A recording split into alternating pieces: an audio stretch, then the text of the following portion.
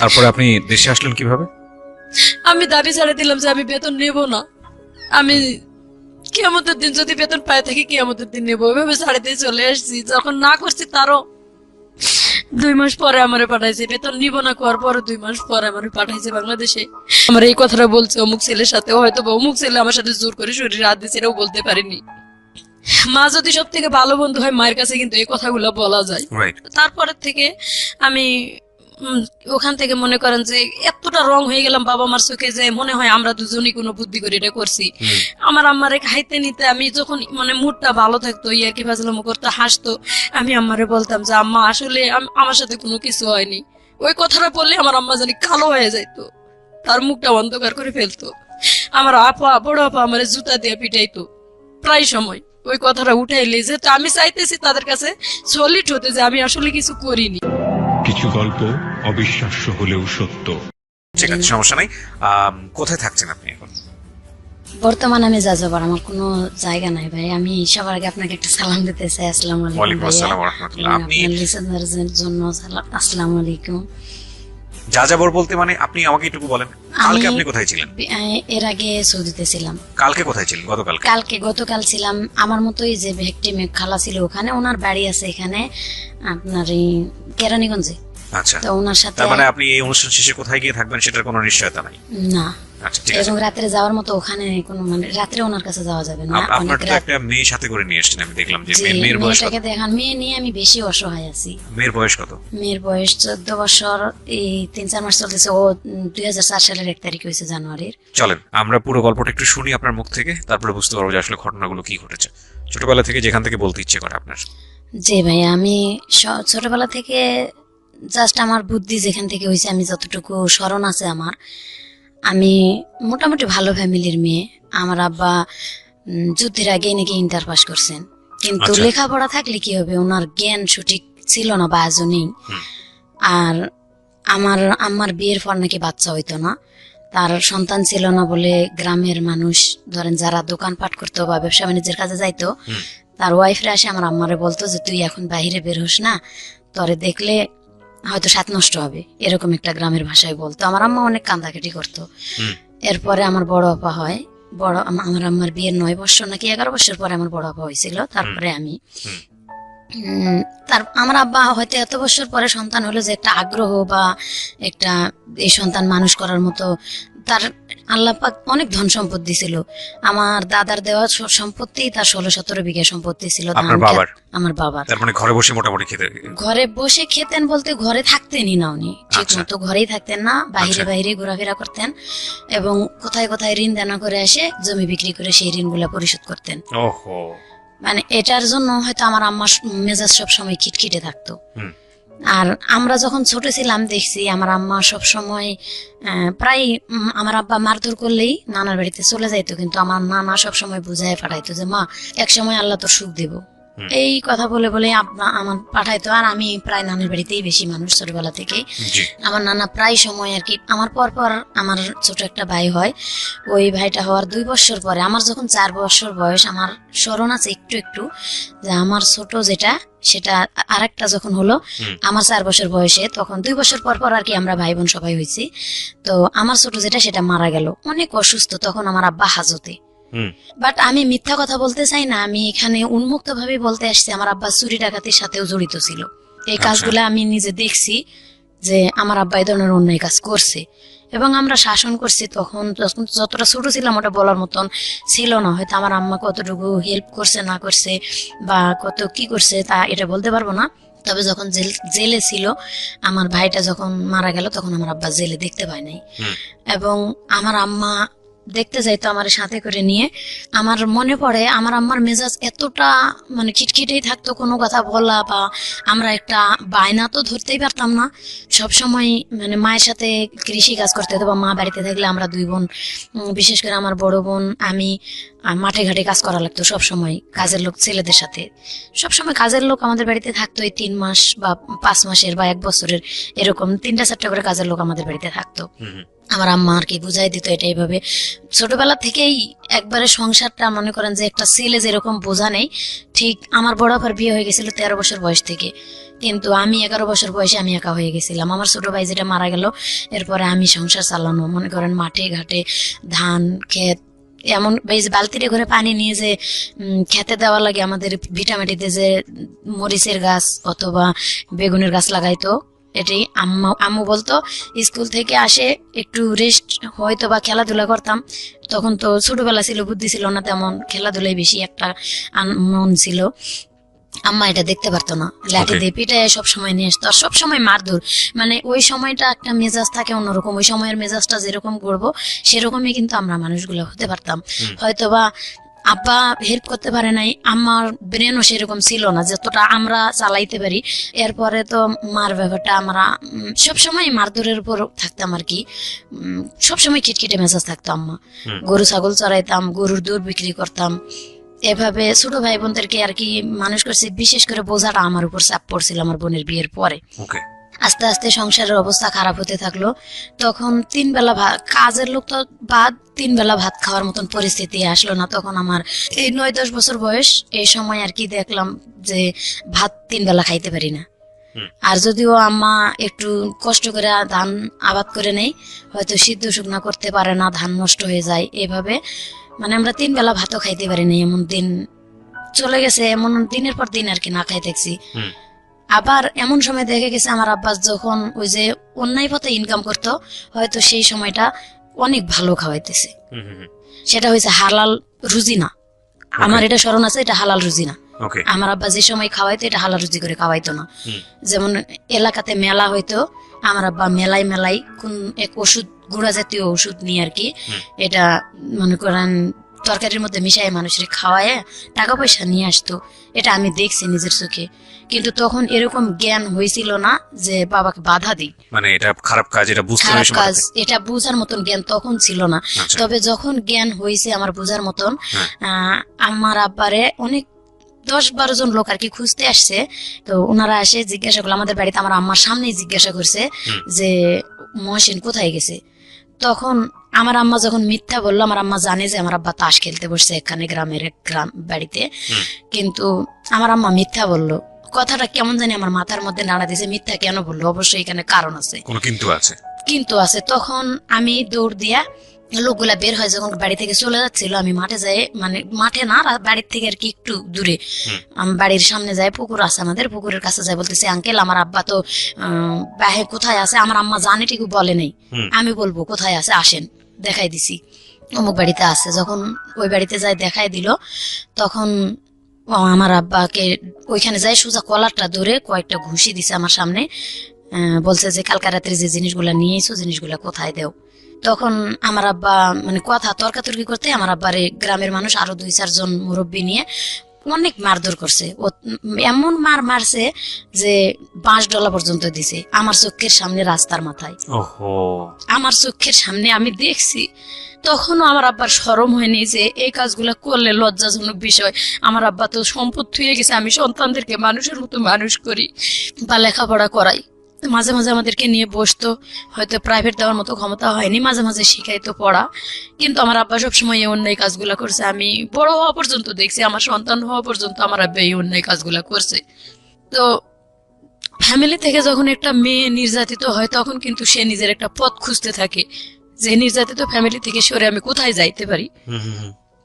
আমার আব্বা যখন এই যে এই কাজগুলা যখন করে অন্যায় দেখলাম, যখন বোঝার মতো বয়স হয়েছে, তখন থেকে বলতে শুরু করছি যে আব্বা এটা করা ঠিক না, উল্টা আমাদেরকে মারধর করে। প্লাস দেখছি মাঝে মাঝে আমার আব্বা, আমার আম্মা কিন্তু হেল্প করে মোটামুটি, যদি হেল্প না করতো মানে এত দূর আগাইতে পারতো না আমার আব্বা। মোটামুটি কিছু কাজে হেল্প করছে আমার আম্মা, হয়তো টাকা পয়সা পাইলে একটু খুশি থাকছে, আবার যখন না থাকছে তখন অনেক কান্দাঘাটি করছে। কিন্তু ওই রাগটা আমার আব্বার উপর রাগ না দিতে পারে, আমার উপর বিশেষ করে অনেক অত্যাচার করছে। আমার আপার বিয়ে হয়ে যাওয়ার পর আমি সংসারে একজন ছিলাম, বা আমি মোটামুটি তর্ক করতাম আমার লগে যে এটা করা ঠিক না, এটা করা ঠিক না, এভাবে বলতাম দেখে আমারে মারতো। সরাসরি কিছু বলতে না পারতাম। আমি ক্লাস 8 পর্যন্ত উঠলাম আর কি, তখন ব্রেনে একটা চাপ দিল যে আমি যদি একটা চাকরি বাকরি করতে পারি। তখন গ্রাম বিকাশ কেন্দ্র নামে একটা সংস্থা আমাদের গ্রামে আসলো, এবং পার্বতীপুরের এক ছেলে সেকেন্ড ম্যানেজার ছিল। আমি ভকেশনালের প্রথম ব্যাচের ছাত্রী ছিলাম। বাংলাদেশে ভকেশনাল আপনার 96 সালে 97 সালে আর কি চালু হয়। আমি ভোকেশনালে ক্লাস 8 যখন পরীক্ষা দেব তখনই আমার টেইলারিং কোর্সে আমার আম্মা ভর্তি করে দিয়েছিল। আমি সবসময় আমারে বলতাম যে আমি মানুষের বাড়িতে কাজ করে খাবো, তাও বাড়িতে থাকবো না। প্রায় বাড়ি থেকে বের হয়ে চলে যাইতাম। যাই আমাদের ওখানে বিরামপুর একটা শহর আছে, শহরে আর কি মানুষের বাড়িতে আমি এমনি হোটেলে যাই, বসে বলতাম যে আমার যদি কেউ কাজ করে নেন আমি কাজ করে খাবো। এভাবে 3 দিন 4 দিন 5 দিনও মানুষের বাড়িতে কাজও করছি, মরিচ বাটা থেকে শুরু করে যা লাগে মশলা বাটা এভাবে কাজ করেও খাইছি। তো আমার আব্বা আবার খোঁজ পায় যায় নিয়ে আসছে মারধর করে ওখান থেকে, তুই লেখাপড়া করবি, তুই মানুষের বাড়িতে কাজ করবি কেন। ওকে। পরে এভাবে চলে গেছি। যাওয়ার পরে ক্লাস 8 পাশ করি, যখন ক্লাস 8-এ পড়াকালীনই ওই গ্রাম বিকাশের সংস্থার খবর পাইলাম যে আমি স্কুল বাদ দিয়ে এটা ভোকেশনালে ওখানে টেইলারিং শুধু কাজ চলতো আগের বেসে। তো 96 আমি ওখানে ভর্তি হলাম, টেইলারিং কাজ শিখলাম 1 বছরের কোর্সে। আলহামদুলিল্লাহ কাজ শিখে আপনি তখন গেছিলাম। কোন ক্লাসে পড়েন? আমি তখন ক্লাস 8-এ পড়ি। ক্লাস 8 এ পড়েন। ওকে। 8-এ পরীক্ষা দিলাম না, 8-এ পরীক্ষা না দিয়ে ওখানে আমার আম্মা ভর্তি করে দিয়ে আর কি আমাকে কাজ শিখালো। আমি খুব আগ্রহী ছিলাম কাজ শেখার জন্য। পরে ওখানে ভর্তি করে কাজ শিখালো। কাজ শিখার পাশাপাশি এদিকে আমি হাট করি, বাজার করি। হাট বাজার করে যতক্ষণে নিয়ে আসি ততক্ষণে কিন্তু আমার ভাইদেরকে খাওয়ানো হয়। আমি গাছে উঠে আম পাড়ি এবং মুরগির ডিম বিক্রি করে, গরুর দুধ বিক্রি করে ভাই বোনদের জন্য বাজার করে নিয়ে আসতাম সেই সময়টা তো। এবং আমার নানার বাড়িতে যাইতাম, নানার বাড়ি থেকে মাথায় করে চাল ডাল 1 মণ অথবা 25 কেজি ওজনের জিনিস আমি মাথাত করে নিয়ে আসতাম। আনতে আনতে রাস্তার মাথায় বা গ্রামের যে কোনো একটা আইল পার হতে পারতাম না, ফালাই দিয়ে বোঝা নিয়ে বসে থাকতাম। আবার কতক্ষণে কেউ আসলে বলতাম আমার একটু এটা উঠাই দেন। এইভাবে আমাদের ক্ষেত জমি থাকতেও এত কষ্ট করে নানির বাড়ি থেকে চাল ডয়ে আনে আমার ভাই বোনদেরকে খাওয়ায় মানুষ করতে হয়েছে বা দিতে হয়েছে অভাব অনটনের কারণে। তারপরেও কাজ শিখলাম। কাজ শিখার পরে ওখানেই আবার আমার স্যারেরা বললো যে তোর মাথার ব্রেন অনেক ভালো, তো এবার নতুন একটা কোর্স আসতেছে, এটা হচ্ছে ভোকেশনালে লেখাপড়া করলে ভালো চাকরি হবে এবং এখানে ইন্টার পাস মেয়েরাও আসে ভর্তি হয়। ম্যাট্রিক পাস করলে এখান থেকে অনেক ভালো একটা পজিশনে যাইতে পারবা। আমার আম্মাকে যাই বললাম যে আম্মা স্যারেরা তো এরকম করে বলছে যে এখানে ভোকেশনালে ভর্তি হলে নাকি সার্টিফিকেটের অনেক মূল্য। তো আম্মু বলতেছে যে ঠিক আছে তুমি তো এইটা পরীক্ষা দিলা না। আমি আবার স্যারদের কাছে গেলাম এইটা সার্টিফিকেট নিতে, আমার সার্টিফিকেট দিল না, যার কারণে আমার আপার নামে সার্টিফিকেট উঠাই দিল, মাজেদা নামে। ওই আমার আপার নামে সার্টিফিকেট নিয়ে এসে আবার ভর্তি হলাম সেখানে। তো আমি স্যারদের সাথে পরামর্শ করলাম যে এটা যে আমার আপার নামে সমস্যা হবে না, বলছে না কোনো সমস্যা হবে না, তুমি করো। তো ওখানে লেখাপড়া করতে থাকলাম। লেখাপড়া করতে করতে আমাদের গ্রামে একটা সংস্থা নিয়ে আসলাম, গ্রাম বিকাশ কেন্দ্র। ওই গ্রাম বিকাশ কেন্দ্রের যিনি সেকেন্ড অফিসার ছিল উনি আবার জীবন বীমাতে যায় চাকরি নিল। তা আমি গ্রামে একটা সমিতি বানালাম, 5 টাকা করে সবাই সঞ্চয় দিত 7 দিনে, এবং যারা 3 মাস সঞ্চয় চালাবে ঠিক মতো তাদেরকে একটা করে ঋণ দেওয়া হবে আর কি এনজিও থেকে, তাদের গ্রামের উন্নয়নের জন্য। তো এটা ভর্তি হয়ে অনেকে টাকা উঠাইলো আর আমি উঠাইলাম না। আমি মানে লেখাপড়া এদিকে চালাচ্ছি, 7 দিন পর পর সঞ্চয় আমার নামে একটা জমা দিচ্ছি। এভাবে দিতে দিতে উনি বললো কি যে তুমি মোটামুটি মাথার ব্রেন আছে, তুমি কি চাকরি করবা? আমি জীবন বীমাতে জয়েন করতেছি বিকাশ থেকে বের হয়ে। তো আমি বললাম যে ঠিক আছে, চাকরি যদি করতে পারি আলহামদুলিল্লাহ, আমি চাকরি করতে চাই, কিছু একটা করতে চাই এই ফ্যামিলিটার থেকে বের হয়। তখন বললো কি যে তোমাকে ইন্টারভিউ দিতে যেতে হবে জীবন বীমা ভবন রংপুরে। তো আমি মানে আমার আম্মাকে না বলেই চলে গেছিলাম, বললে তো যাইতে দিবে না আমি জানি। মানে আমার ব্রেনে কাজ করতেছিল যে আমি একটা চাকরি হলে এসে সুসংবাদ দেবো যে আমার চাকরি হয়েছে। তো আমি ইন্টারভিউ দিতে চলে গেছিলাম এবং যার সাথে চলে গেছিলাম উনি হয়তো বা আমাকে লাইক করতো। আমার কাছে গুলো বলছিল যে ও লেখাপড়া যত করতে চাইছি আপনারা করান, আমি লেখাপড়া করাবো, বা আমি হয়তো একসময় বিয়ে শাদী করবো। এটা আমাকে বলে নাই, আমার আম্মারে বলতেছিল হয়তো। তো আমারে বলছে তুমি যদি চাকরি করো আমি তোমার একটা চাকরি দেবো সেখানে, এবং ওখান থেকে তুমি রংপুর টেকনিক্যাল কলেজে লেখাপড়া করতে পারবা এখানে এসএসসি পরীক্ষা দেওয়ার পরে। তো আমি গেলাম ইন্টারভিউ দিতে, ওনার খালাতো বোনের বাসায় আমার রাখলো, রাখে ইন্টারভিউ দেওয়ালো, পরীক্ষা দেওয়ালো। পরীক্ষা দিয়ে আমি ওখান থেকে মানে পাস হয়েছি, রেজাল্ট ভালো দিছে যে এখান থেকে তুমি চাকরি করতে পারবা, তোমার মাঠকর্মী হিসেবে তোমার চাকরি দেওয়া হবে। স্যালারি হয়তো প্রথম অবস্থায় 3000 আসবে, তুমি যদি ভালো কাস্টমার জোগাড় করতে পারো মানে বেনিফিট বাড়তে থাকবে তোমার। প্রিয়, আমরা ফিরে যাচ্ছি আমাদের অতিথির গল্পে। জি। এভাবে ওখান থেকে চলে আসলাম। 3 দিন পরে বাড়িতে আসলাম। আমি বাড়িতে আমার আম্মা ঢুকতে দিবে না। কেন ঢুকতে দেবে না? মানে আমি কেন গেলাম না বলে কেন গেলাম, হয়তো খারাপ কিছু করতে চলে গেছি। আচ্ছা আচ্ছা। এমন তখন কি আপনি ক্লাস 8 আমি ক্লাস 8 এর শেষের দিকে। আচ্ছা। এমন মারছে আমার, অনেক মারছে আমার মা। ওই সময়টাতে এমন মারছে যে আমি উঠতে পারতেছি না বিছানা থেকে। এরকম আমার আব্বা এবং আম্মা দুজনে মিলেই মারছে যে তুই গেলি কেন, আমার আর স্কুল বন্ধ, লেখাপড়া বন্ধ, কিচ্ছু করতেই দিবে না। আমি এত অনুরোধ করে বলতেছি যে না মা, আমি চাকরি করব, আমি কিছু একটা করতে চাই, নিজের জন্য, নিজের পায়ে দাঁড়াতে চাই। তখন কিন্তু সুযোগও ছিল অল্প লেখাপড়াতে, কিন্তু তারা করতে দেয়নি। ওখান থেকে আমি যখন 15 দিন বসে থাকলাম, স্কুল থেকে আমাদের স্কুলের দপ্তরিকে পাঠানো হলো যে কেন স্কুলে আসতেছে না ভালো ছাত্রী। আর ওখানে মাত্র 33 জন ছাত্রছাত্রী ছিলাম, 20 জন মেয়ে এবং 13 জন ছেলে, এটা বাছাই করা। ওখানে পরীক্ষা দিয়ে নিতে হয়েছে। পরে স্যারেরা যখন লোক পাঠালো তখন বললো যে হ্যাঁ লেখাপড়া করতে পারবে, এখানে শর্ত আছে, ও কোথাও যাইতে পারবে না, কিচ্ছু না। তখন স্যারেরা আমার বললো যে না, ও তো ভালো মেয়ে, অনেক ছোট্ট মেয়ে, আমার মতো ছোট কেউ ছিল না ওখানে, অনেক ইন্টার পাসের মেয়েরা ছিল এবং বিবাহিত মহিলারা ভর্তি হয়েছিল ওখানে, ম্যাট্রিক পাস করার পর আবার কিছু 8 পাস করার পর ভর্তি হয়েছিল।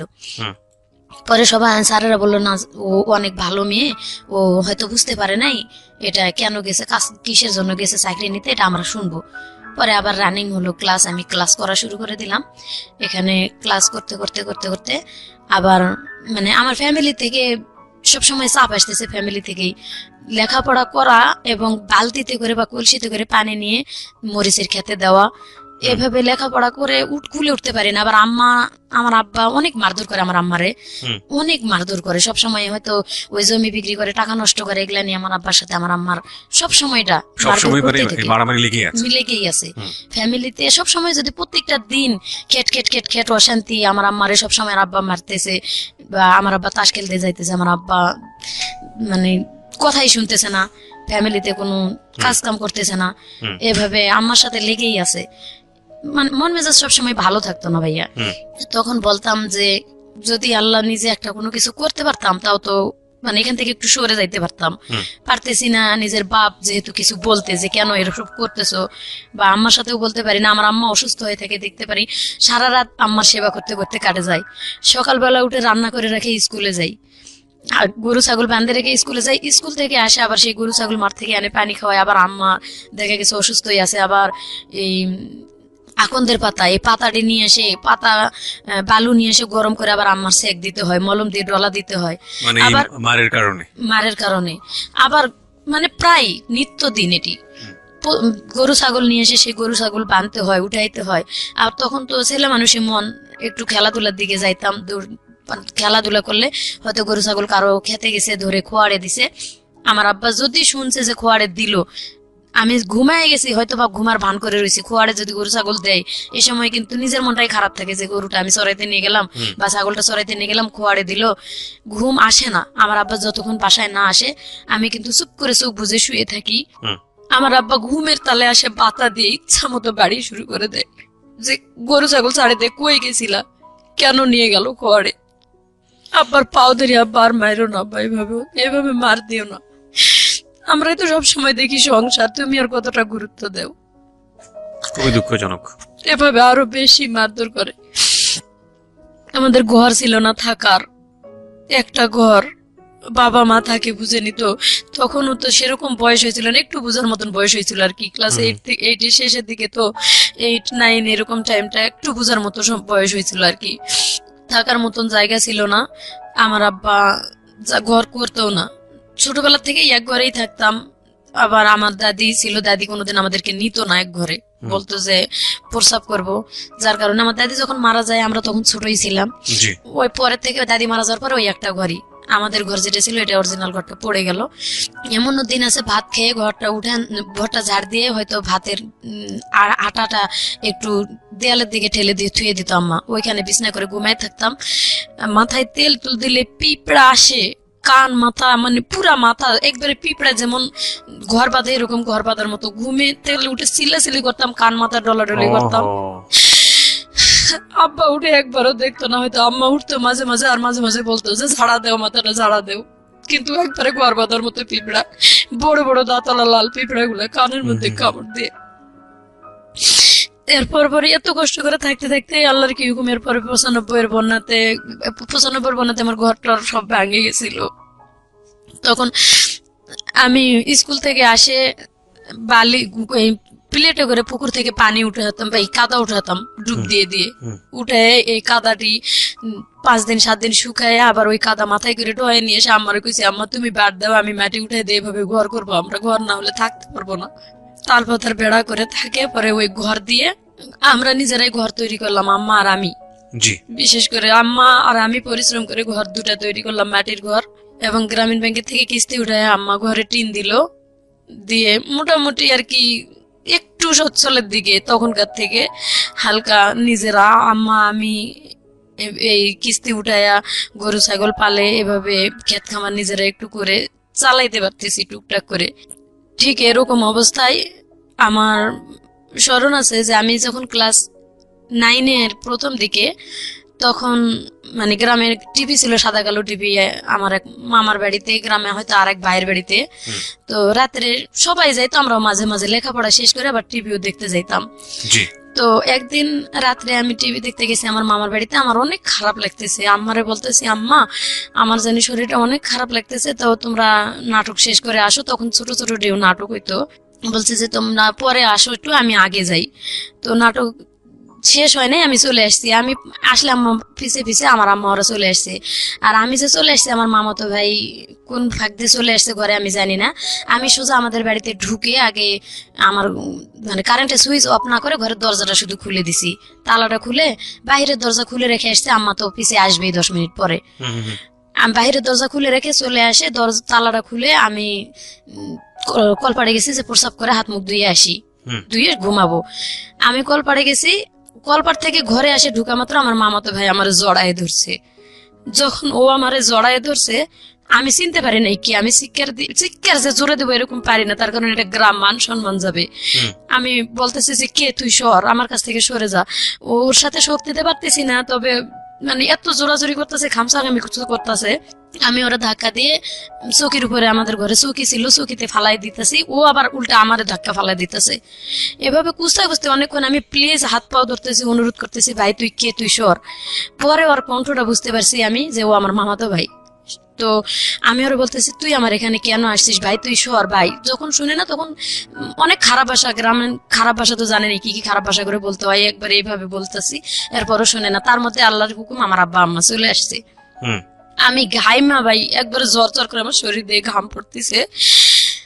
আমার আব্বা আম্মা আসে বাড়িতে ঢুকছে, ঢুকার পরে ওর সাথে সাথে চৌকির নিচে ঢুকে গেছে। ও যখন চৌকির নিচে ঢুকে গেছে, আমার আম্মা আসে সোজা ঘরে ঢুকছে, আমার আব্বা আসে বাইরে খিল লাগাই দিয়ে টেবিল পড়ে গেছে। তো আমার আব্বা যখন টেবিল পড়ে গেছে, তখন ওই আমার আম্মা ঘরের দরজার পাশে দাঁড়িয়ে আছে, আর আমি কাঁপতেছি, আমার যে আম্মা ডাকতেছে ঘরে, বাতি দিস নিকা, বাতি দিস নিকা। আমি ভাই আমার কণ্ঠ বের হইতেছে না যে আমি কথা বলবো, এরকম মানে এতটা আতঙ্ক হয়ে গেছি। এবং ভয় তো এক আছে, আবার ওর সাথে অনেকক্ষণ ধরে যুদ্ধ করতেছি, প্রায় 15-20 মিনিটের বেশি। আমার আম্মা সুইচ যখনই সুইচটা দিছে, আর ওই দরজা একবারে মানে দরজা সোজা চৌকি নিচ দিয়ে এই মাথাতে ঢুকে এই মাথাতে বার হয়ে দৌড় দিছে। ও যখন বাহিরে দৌড় দিছে, আমার আব্বা প্রসাব করা বাদ দিয়ে মনে হয় কে কে করে দৌড়াতে দৌড়াতে ও চলে গেছে। সোজা আসে আমার কয়েকটা ইচ্ছা মতো চড় গালে মুখে দিয়ে ওই অবস্থায় আমার আব্বা আম্মা দুইজনে আমার মারে সেন্সলেস বানায় ফেলাইছে। আমি সেন্সলেস অবস্থায়, সেন্সলেস থেকে উঠার পরে আমার বারবার জিজ্ঞাসা করে যে ওই কেন আসছিল আর কি হয়েছে। তারা মনে করে যে আমার সাথে দুর্ঘটনা, আজও তারা বিশ্বাস করে না যে কিছু হয় নাই। আমি এত আল্লাহর কসম, আমার মায়ের কসম দিয়ে বলি যে আমার সাথে কোনো কিছু হয়নি মা, আমি কোনো কিছু করতে দেইনি। আর যদি হইতো এটা জোরপূর্বক কিছু হইতো। আমার আম্মা বিশ্বাস করে না, তুই মিথ্যা কথা বলে হয়তো ওর সাথে পরামর্শ করে তোরা আইছিস, সেটা এইভাবে যে আমরা ওখানে আছি, তোরা পরামর্শ করে এখানে আইছিস। আল্লাহর কসম ভাই, আমার সাথে ওর সাথে কোনোদিন এই ধরনের কথা বা ও কখনো আমার এই কথাটা বলেও নাই। ও আমার থেকে বয়সে ছোট ছিল, আর ও এরকম কিছু করবে আমিও কখনো পরিকল্পনা করিনি।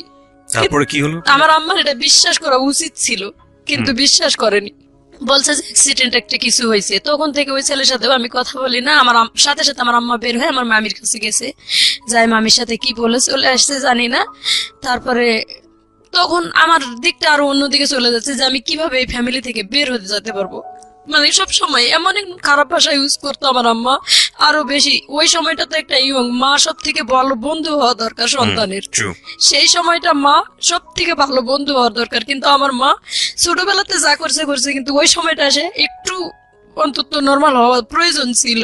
এমনিতে রাত্রে দিনে হাট বাজার করাইতো, লাকড়ি ঘড়ি কুড়াইতো, এই বয়সে যায় লাকড়ি কুড়ায়, কুষারের ক্ষেত থেকে, মানুষের কুষারের ক্ষেত থেকে ঘড়ি বোঝায় বোঝায় ওই সময়টা তো কুড়াই নিয়ে এসে দিছি। এরকম অবস্থায় কিন্তু গ্রামের ছেলেদের কাছে অনেক লাঞ্ছিত হইতে হয়।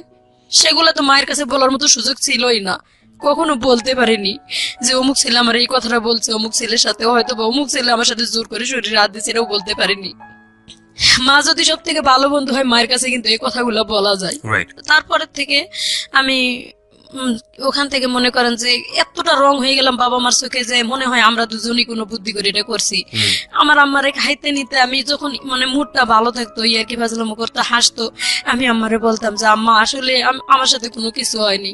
ওই কথাটা বললে আমার আম্মা জানি কালো হয়ে যাইতো, তার মুখটা অন্ধকার করে ফেলতো। আমার আপা, বড় আপা আমার জুতা দিয়ে পিটাইতো প্রায় সময় ওই কথাটা উঠাইলে, যেহেতু আমি চাইতেছি তাদের কাছে সলিড হতে যে আমি আসলে কিছু করিনি। প্রিয় শ্রোতা, আমরা ফিরে যাচ্ছি আমাদের অতিথির গল্পে। জি, যখন না পারছি তখন মানে আমি আমার ক্লাসমেট ছিল স্বামী একটার নাম, বান্ধবীর সাথে মোটামুটি শেয়ার করতাম যে ফ্যামিলি থেকে মেয়েরা যদি লাঞ্ছিত হয় তারা কোথায় যায় দাঁড়ায় বল। রাইট।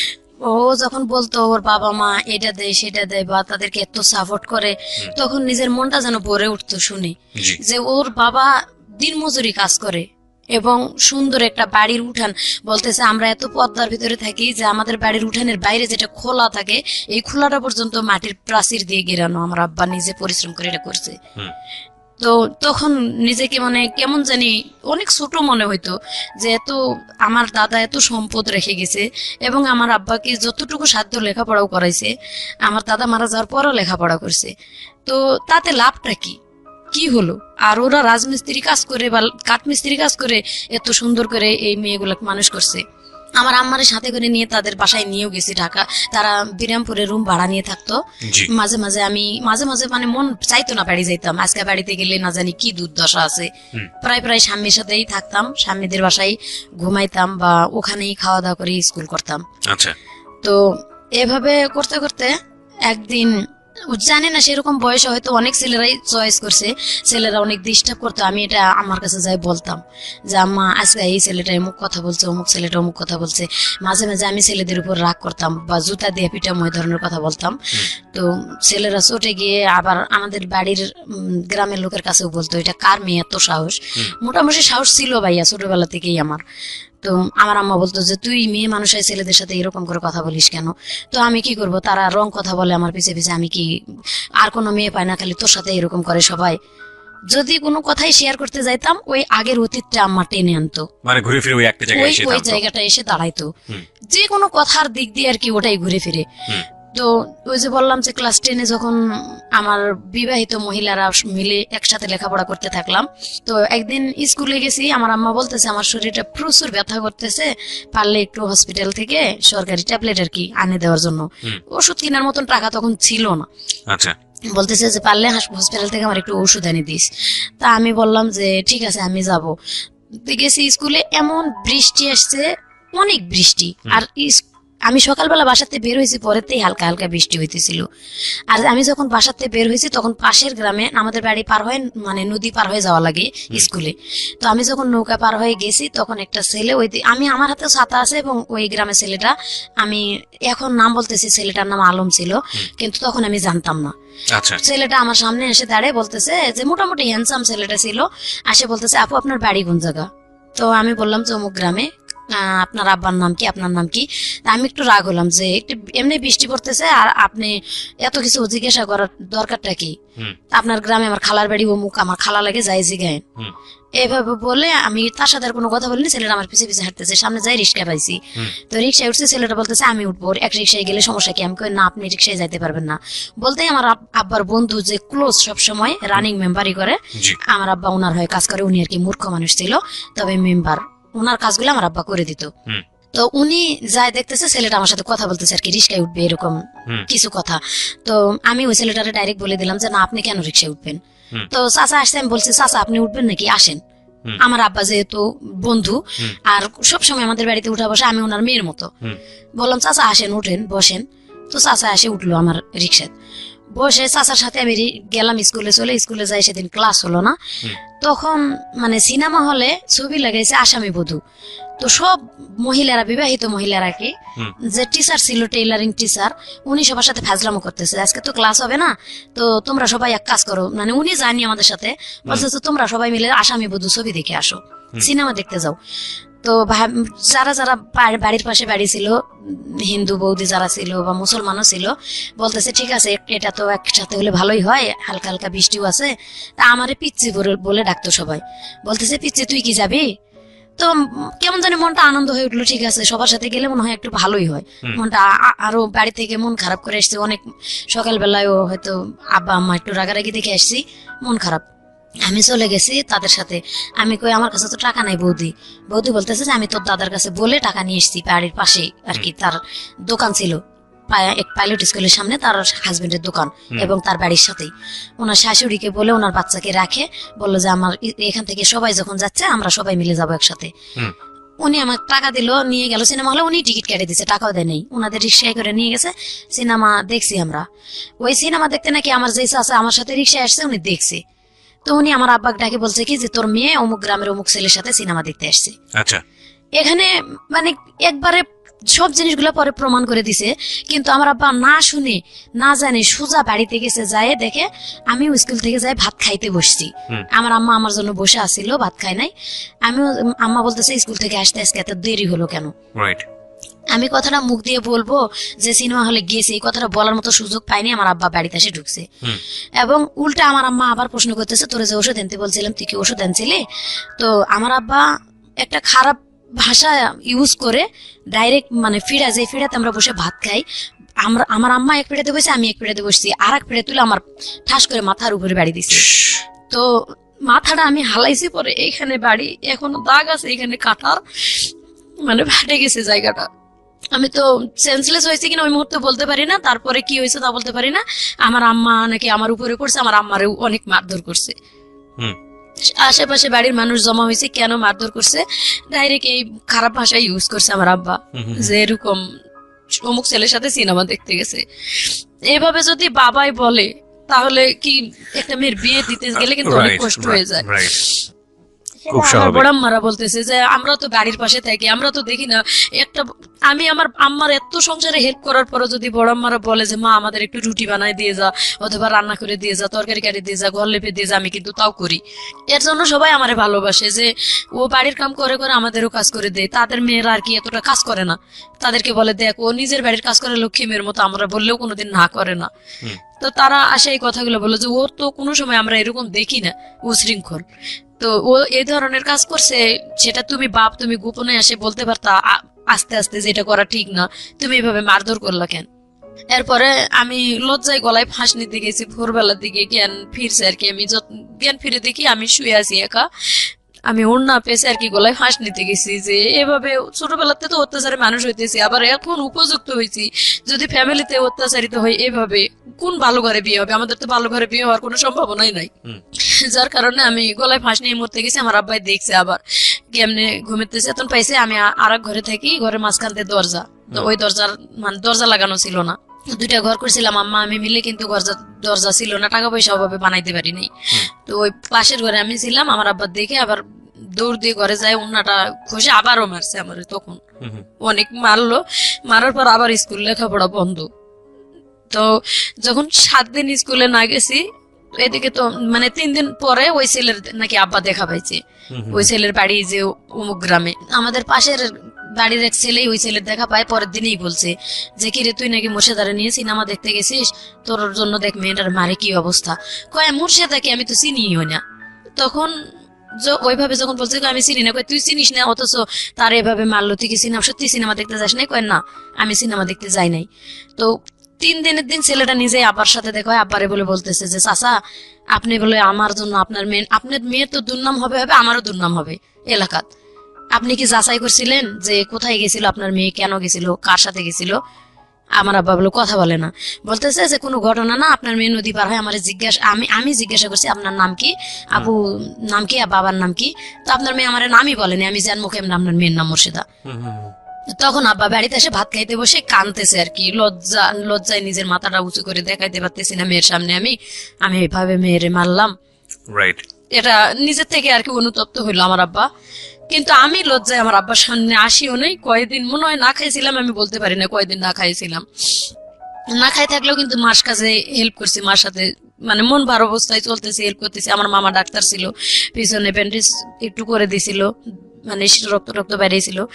এইভাবে যে ছেলে আমার সাথে ওই যে করলো না প্রথম, ওই ছেলের বাবাই ডাক্তার, মামা আমার। এভাবে আর কি 7 দিন যখন গেল তখন আবার স্যারেরা খোঁজ নিল যে এই মেয়েটা স্কুল অ্যাবসেন্ট করে না, তা আবার কেন অ্যাবসেন্ট করলো। তখন বাড়িতে আবার দপ্তরে আসলো, আম্মা বললো যে ওর লেখাপড়ার দরকার নেই, আমরা বিয়ে শাদী দিয়ে দিব, এভাবে হবে না। মানে আমার আব্বার উপর রাগ করে এটা বলতেছে যে কারো কাছে শোনা নাই কিছু নাই, নিজের মেয়ের দুর্নাম বার করে বসে থাকে, এভাবে আর করবো না, থাক। তখন আমি মানে স্কুলে যাবো না, একটা ডিসিশন নিয়েছি স্কুল আর করবোই না। এভাবে 2 দিন 4 দিন পর পর স্কুল বন্ধ করে দেয়, ইচ্ছা মতো কয়ে যাও, ওটা হবো না, এভাবে লেখাপড়া আমি করবো না। তো স্কুল থেকে স্যারেরা বললো যে তুমি মেট্রিক পরীক্ষাটা পর্যন্ত অন্তত পড়ো, তোমার ভালো হবে। তো আব্বারেও বুঝাইলো অনেক, আম্মারেও বুঝাইলো। আমি আমার আব্বার সাথে তখন রাগ করে প্রায় অনেকদিন কথা বলিনি।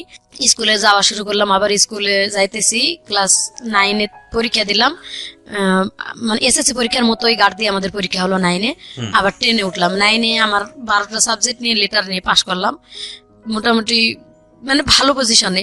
স্যারেরা বললো যে ও অনেক কিছু করতে পারবে, যেহেতু এখনো বয়স অনেক কম আছে।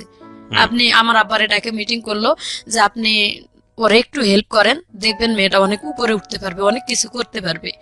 এ কথা বলে তখন আমি 7200 টাকা ওখান থেকে একটা পেলাম আর কি, টাকা স্কুল থেকে ওটা দিত 260 টাকা করে মনে হয় বেতন হিসেবে, সেটা একবারে দিল। দিয়ে আমার আব্বা ডাকেই দিছে, দিয়ে হাতে দিয়ে বলছে যে এটা দিয়ে মাত্র 2500 টাকা লাগবে একটা সেলাই মেশিন কিনে দিতে, আপনি 2500 টাকা দিয়ে একটা সেলাই মেশিন মেয়েটারে কিনে দেন।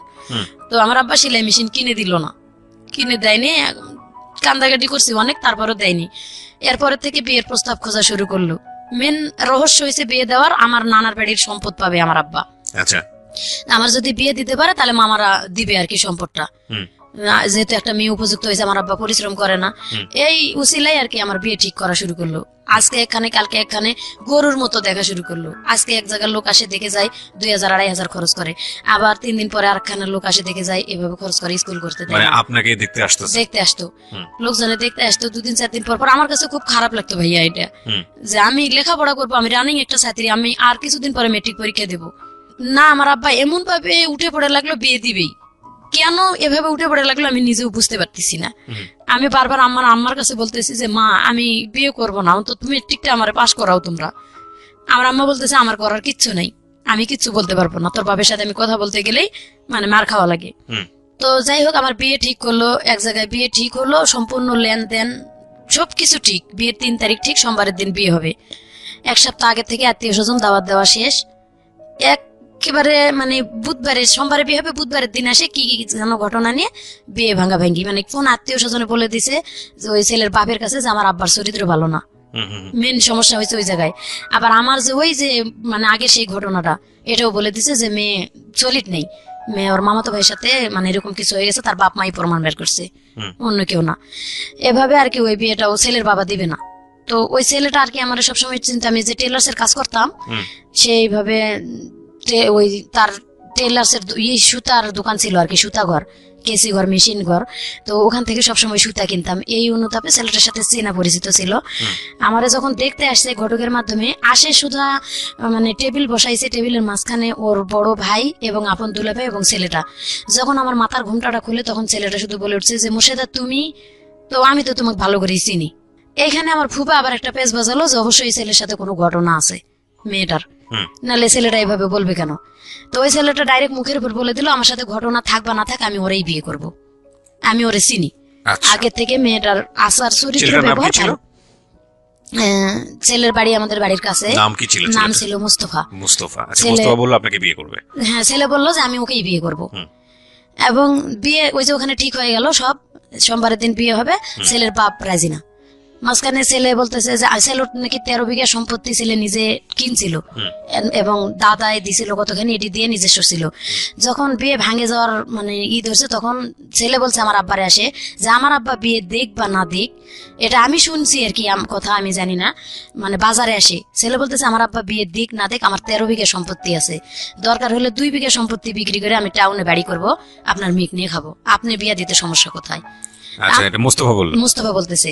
আর আমার আব্বা বলতেছে যে তোমার আব্বা যেখানে রাজি না সেখানে আমি আমার মেয়ে বিয়ে দিব না। আবার কি নিয়ে বিয়েটা ভাঙলো, কানের জিনিস দিতে হবে। ছেলের বাবা বলতেছে একজোড়া সাগরিকা দিতে হবে।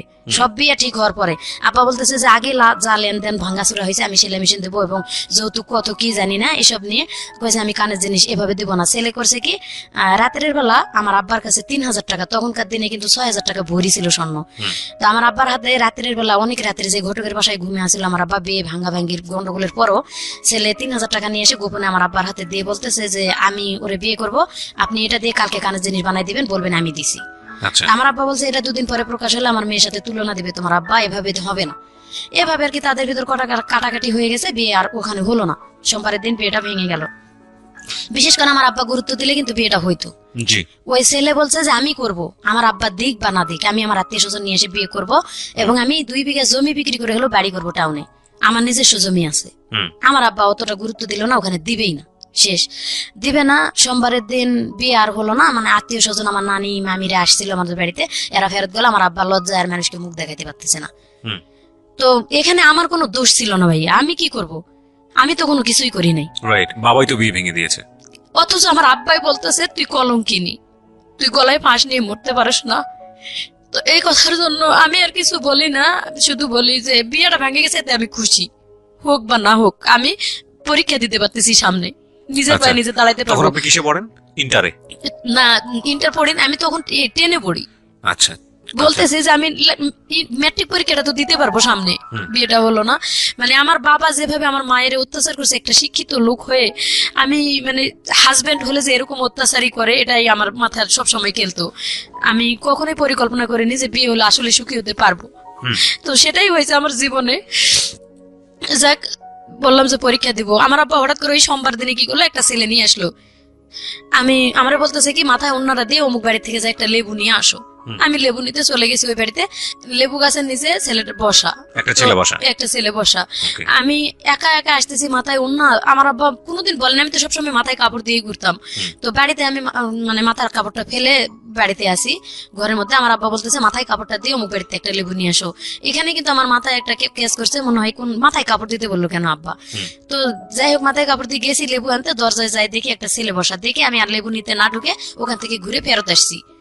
ফেরত আসতেছি দেখি পিছনে আমার নানি, আমার মামি, আমার খালা, আমার আম্মা, আমার আপা, এতগুলা মানুষ পিছনে। তখনই বুঝতে পারছি যে আসলে ওই ছেলেটা আমার দেখার জন্যই আসছে। আচ্ছা, ওখান থেকে ওরা কই ফেরত আসছিস কেন?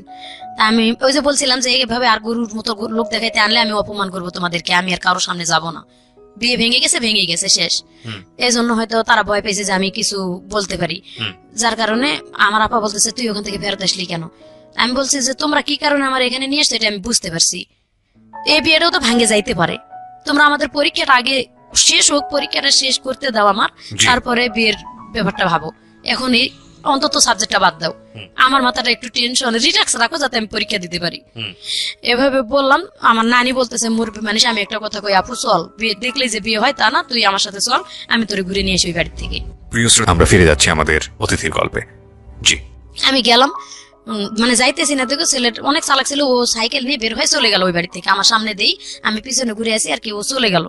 দেখলাম যে রাস্তার দিকে চলে গেছে, তখন আমি যাই ওই বাড়িতে ঢুকলাম, ঢুকে বললাম যে ফুপু তোমরা একটা বিয়ে ঠিক করলা, করার পরে দেখলা যে সেটা এইভাবে ভেঙে গেল, আমার পরীক্ষাটা দিতে দাও, আমি একটা যদি জব কোনো জায়গায় পাই বা নিজে একটা কিছু নিজের পায়ে করে দাঁড়াইতে পারি, তখন বিয়ে সাথে ব্যাপারটা দেখা যাবে।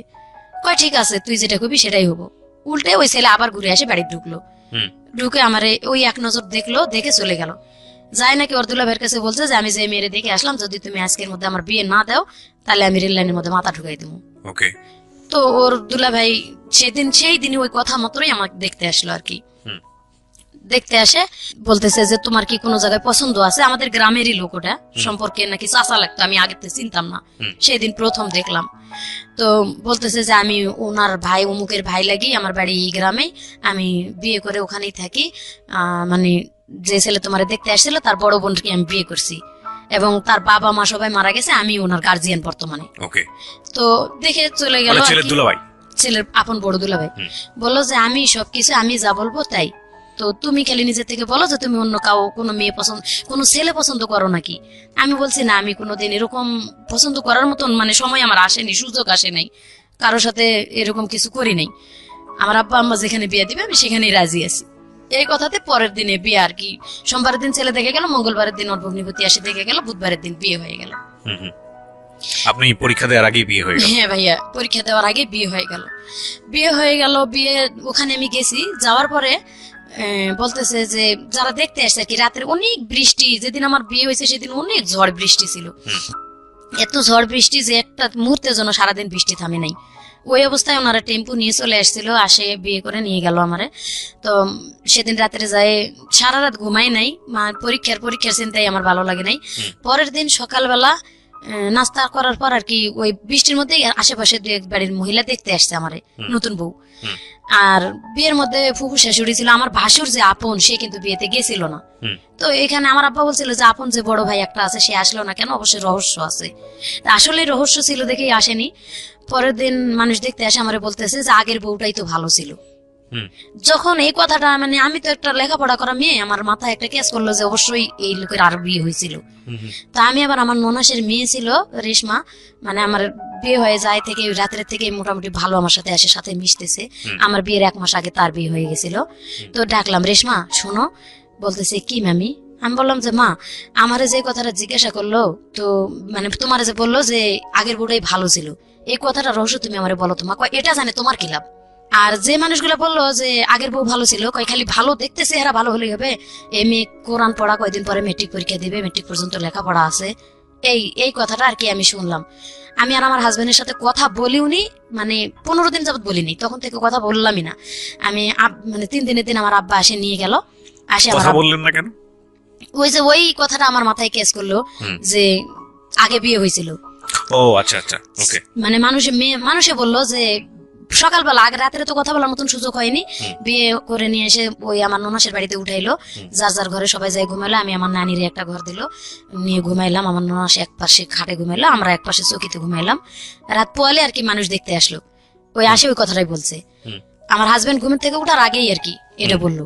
তখনই আমার মাথায় একটা কেমন জানি কেস করলো, আমি আমার হাজবেন্ডের সাথে কথা বললামই না। আমার হাজবেন্ড আমার আলাদা করে ঘরের মধ্যে ডাকলো একবার, তো আমি যাচ্ছি না, পরে আমার নানির সাথে করে নিয়ে গেল, কি লাগবে আমার, মানে কসমেটিক কিছু লাগবে কিনা। আমি কথা বলি নাই, বের হয়ে চলে আসছি। আর 3 দিন পরে আমার বাপের বাড়িতে আসলাম। বাপের বাড়িতে আসি আমি বললাম যে আব্বা, যে ছেলের অবশ্যই বিয়ে হয়েছিল, না হলে কেন এই কথাটা মানুষে বললো? আমার আব্বা বলতেছে যে মিথ্যা কথা কয় যদি বিয়ে দেয়, গ্রামের একটা ছেলে, আমি সহজ সরল মানে বিশ্বাস করলাম, সে যদি নিয়ে তোমার কোনো জায়গায় ফালায়, আমি এটা দেখতেছি। পরে আমার নন্দু আর কি, উনি সাথে আসছিল আমাদের, তো ওনারে ডাকে আমার আব্বা আলাদা করে জিজ্ঞাসা করছে যে দেখ, তুই হয়তো গ্রাম সম্পর্কে ভাই হ বা এখন মেয়ের নন্দু হ, যে কোনো একটা আত্মীয় কিন্তু হয়ে গেছে, তো এটা আমার সাথে মিথ্যা কথাটা বললার কোনো কারণ ছিল, কেন এটা করলা? তো ভাইয়া বলতেছে যে ওটা কোনো ব্যাপার না, মেয়ে নিজের থেকে ডিভোর্স করে চলে গেছে। আচ্ছা, তো অবশ্যই কোনো কারণ আছে, তাছাড়া তো মেয়ে ডিভোর্স করে চলে যাবে না। বলতেছে ওগুলা নিয়ে আপনার চিন্তা করার কারণ নাই, আমি আপনার মেরে নিয়ে গেছি, যদি আমার শালা ভাত না দেয় আমি ভাত দেবো। ওকে। এখানে বলে আর কি 3 দিন থাকলাম। 3 দিন পরে নিয়ে গেল শ্বশুর বাড়িতে গেলাম। আজকে যাওয়ার পরে কালকে আমার ঘর, মানে বলতেছে যে তোমরা এই যে হাড়ি পাতিল, 2টা করে হাড়ি পাতিল বের করে দিল, এটা 2টা করে, এটা তোমার আলাদা সংসার, তুমি আজকে থেকে রান্না করে খাবা। ওকে।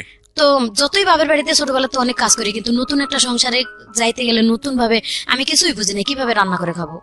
বাজার নাই, খরচ নাই, কিচ্ছু নাই, খালি হাড়ি পাতিল আলাদা করে দিল। আমি আমার ননাসের যে গেলাম যে বাজার খরচ নাই, কয় তোর জামাই রে কো আনে দিক। তো আমি তো তার সাথে কথাই বলবো না, এরকম একটা আমি কথা বলিই নাই। ও নিজে থেকে বাজার করে নিয়ে আসলো আর কি। আমি ওটা শুনলো যে কিভাবে কি রান্না করব, বাজার করে নিয়ে আসলো, নিয়ে এসে দিল, রান্না করলাম। ওই 1 কেজি চাল, 1 কেজি ডাল, 8 আনা 4 আনা লবণ, এরকম করে আর কি বাজার করে আনে দিল গ্রামের দোকান থেকে। তো ওইভাবে আর কি সেদিন রান্না করে দিলাম। আমি রান্না করে খাইতেও ডাকি নেই সেদিন, ওর মতো ও উঠাই নিয়ে খাইলো। এবং পরের দিন ও নিজে থেকেই বাজার করে, আমি রান্নাও করলাম না, আমার এবার রান্না করে ওই খাওয়াইলো। মানে আমি এতটা মানে ব্রেনে চাপ দিয়ে যাচ্ছি, এর মধ্যে আমার ননাস কয় কি ডাক দিয়া কয় তোর বাপের বাড়ি থেকে টাকা নিয়ে এসে জায়গা কিনে বাড়ি করতো। কয়দিনের? এটা মনে হয় 4 দিন 5 দিনের দিন। বলতেছে যে তুই জায়গা কিনে তোর বাপের কাছ থেকে টাকা আনে জায়গা কিনে তোরা বাড়ি কর। আর তখন জায়গার দাম 500 টাকা শতাংশ। 97 সালে শেষের দিকে আমার বিয়ে হয়েছিল, তো 500 টাকা শতাংশ। কিন্তু ওই জ্ঞানটাও তো আমার ছিল না যে কি বলতেছে ওরা, যে বাড়িঘর দেখে বিয়ে দিছে এটাই আমার শ্বশুরের আসল বাড়িঘর, কিন্তু ওটা ওরা লিখে নিছে আগে, এবং এটা ওরা ফ্যামিলি সবাই জানে। এই জন্যই আমার ভাসুর আমার বিয়েতে আসেনি, বলছিল যে তুই জায়গা কিনে বাড়ি করবি তারপর বিয়ে করবি। আচ্ছা, আমি যখন কান্দাকাটি করছি তখন আমার ভাসুর এই কথাটা শুনে আর কি বলছিল, আমার জাল আমারে ডাকে নিয়ে গেল, আমি অনেক কাঁদতেছি, আমার জাল ডাকে নিয়ে গেছে যে তুই কাঁদতেছিস কেন। তো আমার হাজবেন্ড আমারে বারবার জিজ্ঞাসা করতেছে তুমি কান্দো কেন, আমি তার সাথে একদম কথাই বলি না। তখন ভাই বউর কাছে যাই বলছে আর এক বাড়িতে, ভাই বউ আসে আমার ডাকে নিয়ে গেছে যে মুর্শিদা তোর কি হয়েছে, আয় আমার কাছে, কি হয়েছে বল। আমি বলছি যে আপা আমার এইভাবে বলছে যে জায়গা নাকি কিনে বাড়ি করতে হবে। তখন আমারে ভাঙে বললো ঘটনাটা, আসলে ওর বিয়ে করছিল, বিয়ে করে ওর ভালো ছিল না, যার কারণে আমার শ্বশুর মরার আগেই ওর যে সম্পদটুকু এটা ছোট বোনের নামে লিখে দিছিল, এবং ছোট বোনকে বলছিল যে তুই তোর ভাইরে এই জায়গাটা ছাড়ে দিবি বাড়ি করার জন্য। সে না দিয়ে ওটা ছোট বোন বিক্রি করে আর কি তার হাজবেন্ড দিছে। এখন তোমাদের আসলে জায়গা বলতে কিচ্ছু নাই, তুমি জায়গা কিনেই বাড়ি করতে হবে। কিন্তু ওর টাকা পয়সা আছে, কোথায় আছে টাকা পয়সা, কয় ওর এই যে এই দুলাভাইয়ের কাছেই 15,000 টাকার মতো রাস্তার কাজ হয়েছে, ও কাজ করে টাকা রাখছে, ওই টাকা নিয়ে ওর সাথে আগেও গন্ডগোল হয়েছে, এই জন্য তোমার ভাসুর বিয়েতে যায় নাই। বলছিল যে তোর টাকা আছে জায়গা কিনে বাড়ি করে তুই বিয়ে কর। তো ওটা শুনে নাই যখন, এই জন্য তোর ভাসুর বিয়েতে গেল না। তা আমি আবার মানে বাধ্য হয়ে তখন আমি আমার বাপের বাড়িতে গেলাম। আবার সেদিন আমি আমার ননাসের কাছে বললাম যে আপনার ভাই বলেন আমাকে নিয়ে যায়, তুই আসুক, আমি আমার বাপে বলে টাকা নিয়ে আসবো। এই কথা আমার মেন রহস্য, আমি যে আমার আব্বার কাছে আবার ঘটনাগুলো খুলে বলবো। আস্তে আস্তে একটা করে সমস্যা বাড়তেছে। প্রথম হিসেবে বিয়ে করছে, দ্বিতীয়ত জায়গা জমি নেই, বাড়ি ঘড়ি নেই। তো আমার আব্বাকে যাই যখনই বললাম যে আব্বা 15 দিনের জায়গা এটা, গেলাম বাপের বাড়িতে, তো আব্বা বলতেছে যে জায়গা জমি যখন নাই, আমার এখানে অনেক জায়গা আছে, তোমরা এখানে বাড়ি করে থাকবা, যদি ছেলে ভালো হয়, আর যদি দেখি ছেলের কোনো দোষ আছে তা আমি সময় থাকতে তোমার ডিভোর্স করে অন্য জায়গায় বিয়ে দিয়ে দেবো। এটা 15 দিনের মাথায় আব্বা বললো। তা আম্মা বলতেছে যে মেয়ে মানুষের বিয়ে মা একবারই হয়, এটা বলে কোনো লাভ নাই, তুমি একটু কষ্ট করে পারলে করে খাও, দেখো। তো তখন আমি আবার আমার হাজবেন্ডের সাথে আমার বাপের বাড়িতে এসে কথাও বললাম, বা আমাদের মধ্যে মিলামিশাও হলো। পরে আমি বুঝাইলাম যে জায়গার যখন দাম কম আছে, বাপের বাড়িতে থাকার থেকে আসলে নিজের ওইখানে জায়গা কিনে বাড়ি করা ভালো। তা আমার আব্বা কি দিতে চাইছে, তোমার ভগ্নিপতিরে ডাকো, এখানে কি টাকা দিতে চাই বা কি দেয় আমার আব্বার কাছে। আমি কিন্তু আমার আব্বার সাথে ওই আগের থেকে একটু কথা, যখন আমার খুব মারধর করতো তখন থেকে কথা কম বলতাম, আব্বার সাথে কথা বলি না বললে চলে। ওই বিয়ের পরে যাই খালি একটা কথাই বললাম যে আব্বা কোন বাড়িতে আমার বিয়ে দিলা, এই কথা মানুষে বলে, আর তারপরেও কথা বলি নাই। এই যে আমার আম্মার সাথে বললাম, আম্মা বলতেছে তোমার টেনশন করা লাগবে না, আমি দেখি এটা। পরে আব্বা আমার আম্মার কাছে বলে দিচ্ছে যে আমার জায়গা জমি আছে, ওরা এখানে বাড়ি নিজেরা পরিশ্রম করে ওদের টাকা দিয়ে বাড়ি করুক, আমি জায়গা ছেড়ে দেবো। এই যে আমার জামাইয়ের শুরু হলো এখান থেকে, মানে বাদাম মাপনা, বিয়ের পরের থেকেই কোনো কাজ কাম করে না। তো আমার আম্মা আজকে আমার দুলাভাইয়ের সাথে পাঠাই 40 টাকা হাজিরা, দিন হাজিরা কাজ করতো। তখন 40 টাকার কাজ করলেও কিন্তু 20 টাকা খরচ করে 20 টাকা থাকতো, কিন্তু একদিন কাজ করলে আর 7 দিন কাজ করে না। আর গাঁজাখোর ছেলেদের সাথে ঘোরাফেরা, প্রায় শোনা যায় যে সে গাঁজা খায়। কিন্তু আমি এটা মানে খেয়াল করতে পারিনি, আমি তো তখন ছোট মানুষ, একেবারে বেশি বড় না, এতটা বুঝার মতো জ্ঞান নাই। তো আমি বলি, মানুষ আসে আমার বলে আপু বুবু, গ্রামের ভাষা বলে তো বুবু, বুবু দুলাভাইয়ের অমুক জায়গায় দেখে আসছে গাঁজা টানতে। তো আসলে আমি সুন্দর মতন বললেই, মানে মায়ের বাড়িতেই আমার রাত্রে যদি বিছানায় শুয়ে আমি বলতে যাই কথাটা, আমার পাও দিয়ে গুড়ি দেয় অথবা লাত্তে খাটের উপর থেকে ফালাই দেয়, মারে। এই কথাটা আমি আব্বা আমারে বলি নাই প্রথম অবস্থায়, আমারে মারে, আমি ওখানেই চেক দিয়ে থাকি, মারে ওখানেই চেক দিয়ে থাকি, এবং ওর পাও ধরে ধরে বলি প্লিজ ভাই তুমি একটু ভালো হও, আবার তোমার একটা ওয়াইফ কিন্তু ভালো, এই যে তুমি যদি ভালো থাকতা তাহলে কিন্তু যাইতো না, এই কারণেই হয়তো গেছে। এইটা বললে আরো বেশি মার, তুই ওটা দেখতে যাস কেন, আমার আগের ওয়াইফ ছিল। এই যে শুরু হয়ে গেল, তার মানে বেগ রিপোর্টটা ওখান থেকে আমি পাইলাম। আর আমার বিয়ের 2 মাস পরে আমার প্রথম বাচ্চা ফেটে আসছে। আমি বাপের বাড়িতে থাকতেছি এভাবে 8-9 মাস আর কি। ও কোনো কাজই করে না। আমার ছোট যে 2 ভাই ছিল, সবার ছোটটা কাজ করতো না, কিন্তু আমার ছোট যেটা ওটা ব্রাক স্কুলে পড়তো যখন আমার বিয়ে। তো ব্রাক স্কুল থেকে লেখাপড়া করার পরে বিকেল বেলা মাঝে মাঝে দুলাভাইয়ের সাথে যাই, খোয়া টোয়া ভাঙতো। তো ওরে যাইতে কইতো আম্মা, ও ভাঙতো না। আম্মা আলাদা করে দিল যে তোমরা তোমাদের মতন বাজার খরচ যা করে খাইতে পারো তোমরা খাও। ও তো কাজই করে না, আমারে খাওয়াবে কোথা থেকে। এইভাবে দুলাভাই টানে টানে নিয়ে যায়, একদিন কাজ করলে আর 4 দিন করে না, একদিন করলে আর 4 দিন করে না। মানে এমন একটা সিচুয়েশনে আসলো, আমার আব্বা আমার পেটের বাচ্চা নষ্ট করে আমার ডিভোর্স করাবে। আমার বাবা এটা করতে যাচ্ছে, আমার হসপিটাল নিয়ে যাবে। রাত্রে আমার হাজবেন্ড বুঝতে পারছে যে কালকে আমার হসপিটাল নিয়ে যাবে। আমি শুকায়ে মেরা হয়ে গেছি, একবারে খাইতে পারি না, একে তো আর প্রথম বাচ্চা পেটে এসছে, আমি বুঝি না কোনো কিছুই। বমি আসে এবং যেটুকু খাই ওটুকু বমি হয়ে যায়, ভালো মন্দ কোনো খাবার নাই। আর আম্মার ভাত আমি রাগ করে খাই না। আমার আম্মা আমার জামাইরে মানে অনেক খারাপ ভাষা করে বকাবকি করে, যে কুইরা খাটে না, বাদাইম্মা, এটা সেটা অনেক কিছু খারাপ করে বকে। আমার এটা শুনতে খারাপ লাগে, বিয়ে তো তোমরাই দিছো, কেন আগে দেখলা না? আর আমার ভাত রেখে তুই যায় পাতিলে আম্মা, যে এই ভাতটুকু উঠাই নিয়ে তুই খাই থাকবি, ওরে ভাত দিবি না। ও ভাতটুকু পাতিল থেকে উঠায় মা খায়, আমার কয় কি আয় তোরে হাত দিয়ে তুলে খাওয়াই দিই, আমিও খাই। আমি কইতাম তুই বেলজ্জা থেকে এই ভাতটি এইভাবে খাইতেছস, তোর সামনে কয়ে গেল যে তোরে ভাত দিতাম না, আমারে খাইতে কয়ে গেল, তুই কোন হিসেবে ওই ভাতটা উঠেছিস খাইতে? আমি খামো না, তুই কামাই করে না খাওয়াইলে। আমার মায়ের ভাত আমি খামো না, তুই খাস কে? কয়ে যতক্ষণ আছে ততক্ষণ খামো, যখন থাকবো না তখন খামো না। মানে এমন বেলজ্জা। ওকে। তো এইভাবে চলতে চলতে আমার বাচ্চাটা হয়ে যায়। ওই গ্রামে খালা খালু আছে এদের বাড়িতে, আমি খালার বাড়িতে যাই, দুটা থালন বাসন মাঝে দিয়ে ওখান থেকে খাই আসে চুপ করে থাকি। মামির বাড়িতে দুই থাল বাসন মাঝে দিয়ে ওখান থেকে খাই আসে চুপ করে থাকি। মানে এত একটা পজিশনে আসলো যখন প্রায় 7 মাস বাচ্চা, তখন আর আব্বা শুনবেই না, আমার আব্বা নষ্টই করবে বাচ্চা, আর ও রাখাই যাবে না, ওর জীবনটা নষ্ট হয়ে যাবে। তো হাসপাতালে নিয়ে যাওয়ার জন্য বের হয়েছে, ও কান্দাকাটি শুরু করে দিয়েছে, আমি ভালো হয়ে যাব, ওরে হাসপাতালে নেন না। আগের বউ নাকি 9 মাসের বাচ্চা নষ্ট করেই, একবারে মানে দিন পুরা এটা 9 মাসের বাচ্চা নষ্ট করেই ওরে ডিভোর্স করছে। তো সেই হিসাবে ও জানে, এটা ওর অভিজ্ঞতা আছে, বলতেছে যে 7 মাসের বাচ্চাটা নষ্ট করে তোমারও মায়েরা হলে তোমার আব্বা আম্মা, তুমি একটা বুদ্ধি করো, আমরা এখান থেকে চলে যাই। আমি কই না, আমি এখান থেকে তুমি ভালো না হওয়া পর্যন্ত আমি চলে যাব না, আমি বাপের বাড়িতে থাকবো, আমি তো এখানে আর ওর বাড়িতে 2-1টা থাল বাসন দিয়ে খাইতে পারতেছি। আমার আম্মাও কিন্তু বুঝতে পারে না জিনিসটা, আমি এখানে ওখানে মানুষের বাড়িতে কাজ করে খাইতেছি, বা মামিরা গ্রামবাসীরা আমার এমনি ডাকে খাওয়াই, এরকম করে আমি চুপ করে না খাই থাকার মতো ভান করি। এভাবে থাকতে থাকতে বাচ্চাটা হয়ে গেল।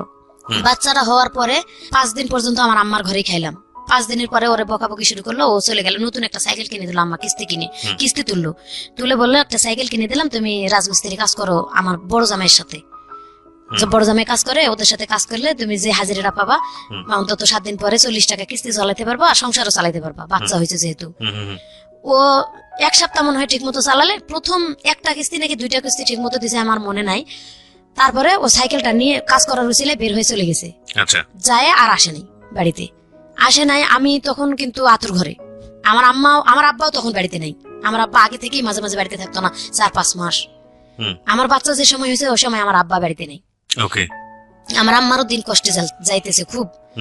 আমার ভাইয়েরা 2 ভাই যে খোয়া টোয়া বাড়ি যেটুকু নিয়ে এসে এইটুক দিয়ে তারা চলে না, আমারে কি খাওয়াবে? আর আমার আম্মা আমারে যদিও 4টা ভাত দেয়, আমি কিন্তু খাই না, বকাবকি করে দেয় ভাতটা, পরে ওই বড় আম্মারা দিয়ে গেলে আমি খাই। প্রিয় শ্রোতা, আমরা ফিরে যাচ্ছি আমাদের অতিথির গল্পে। জি।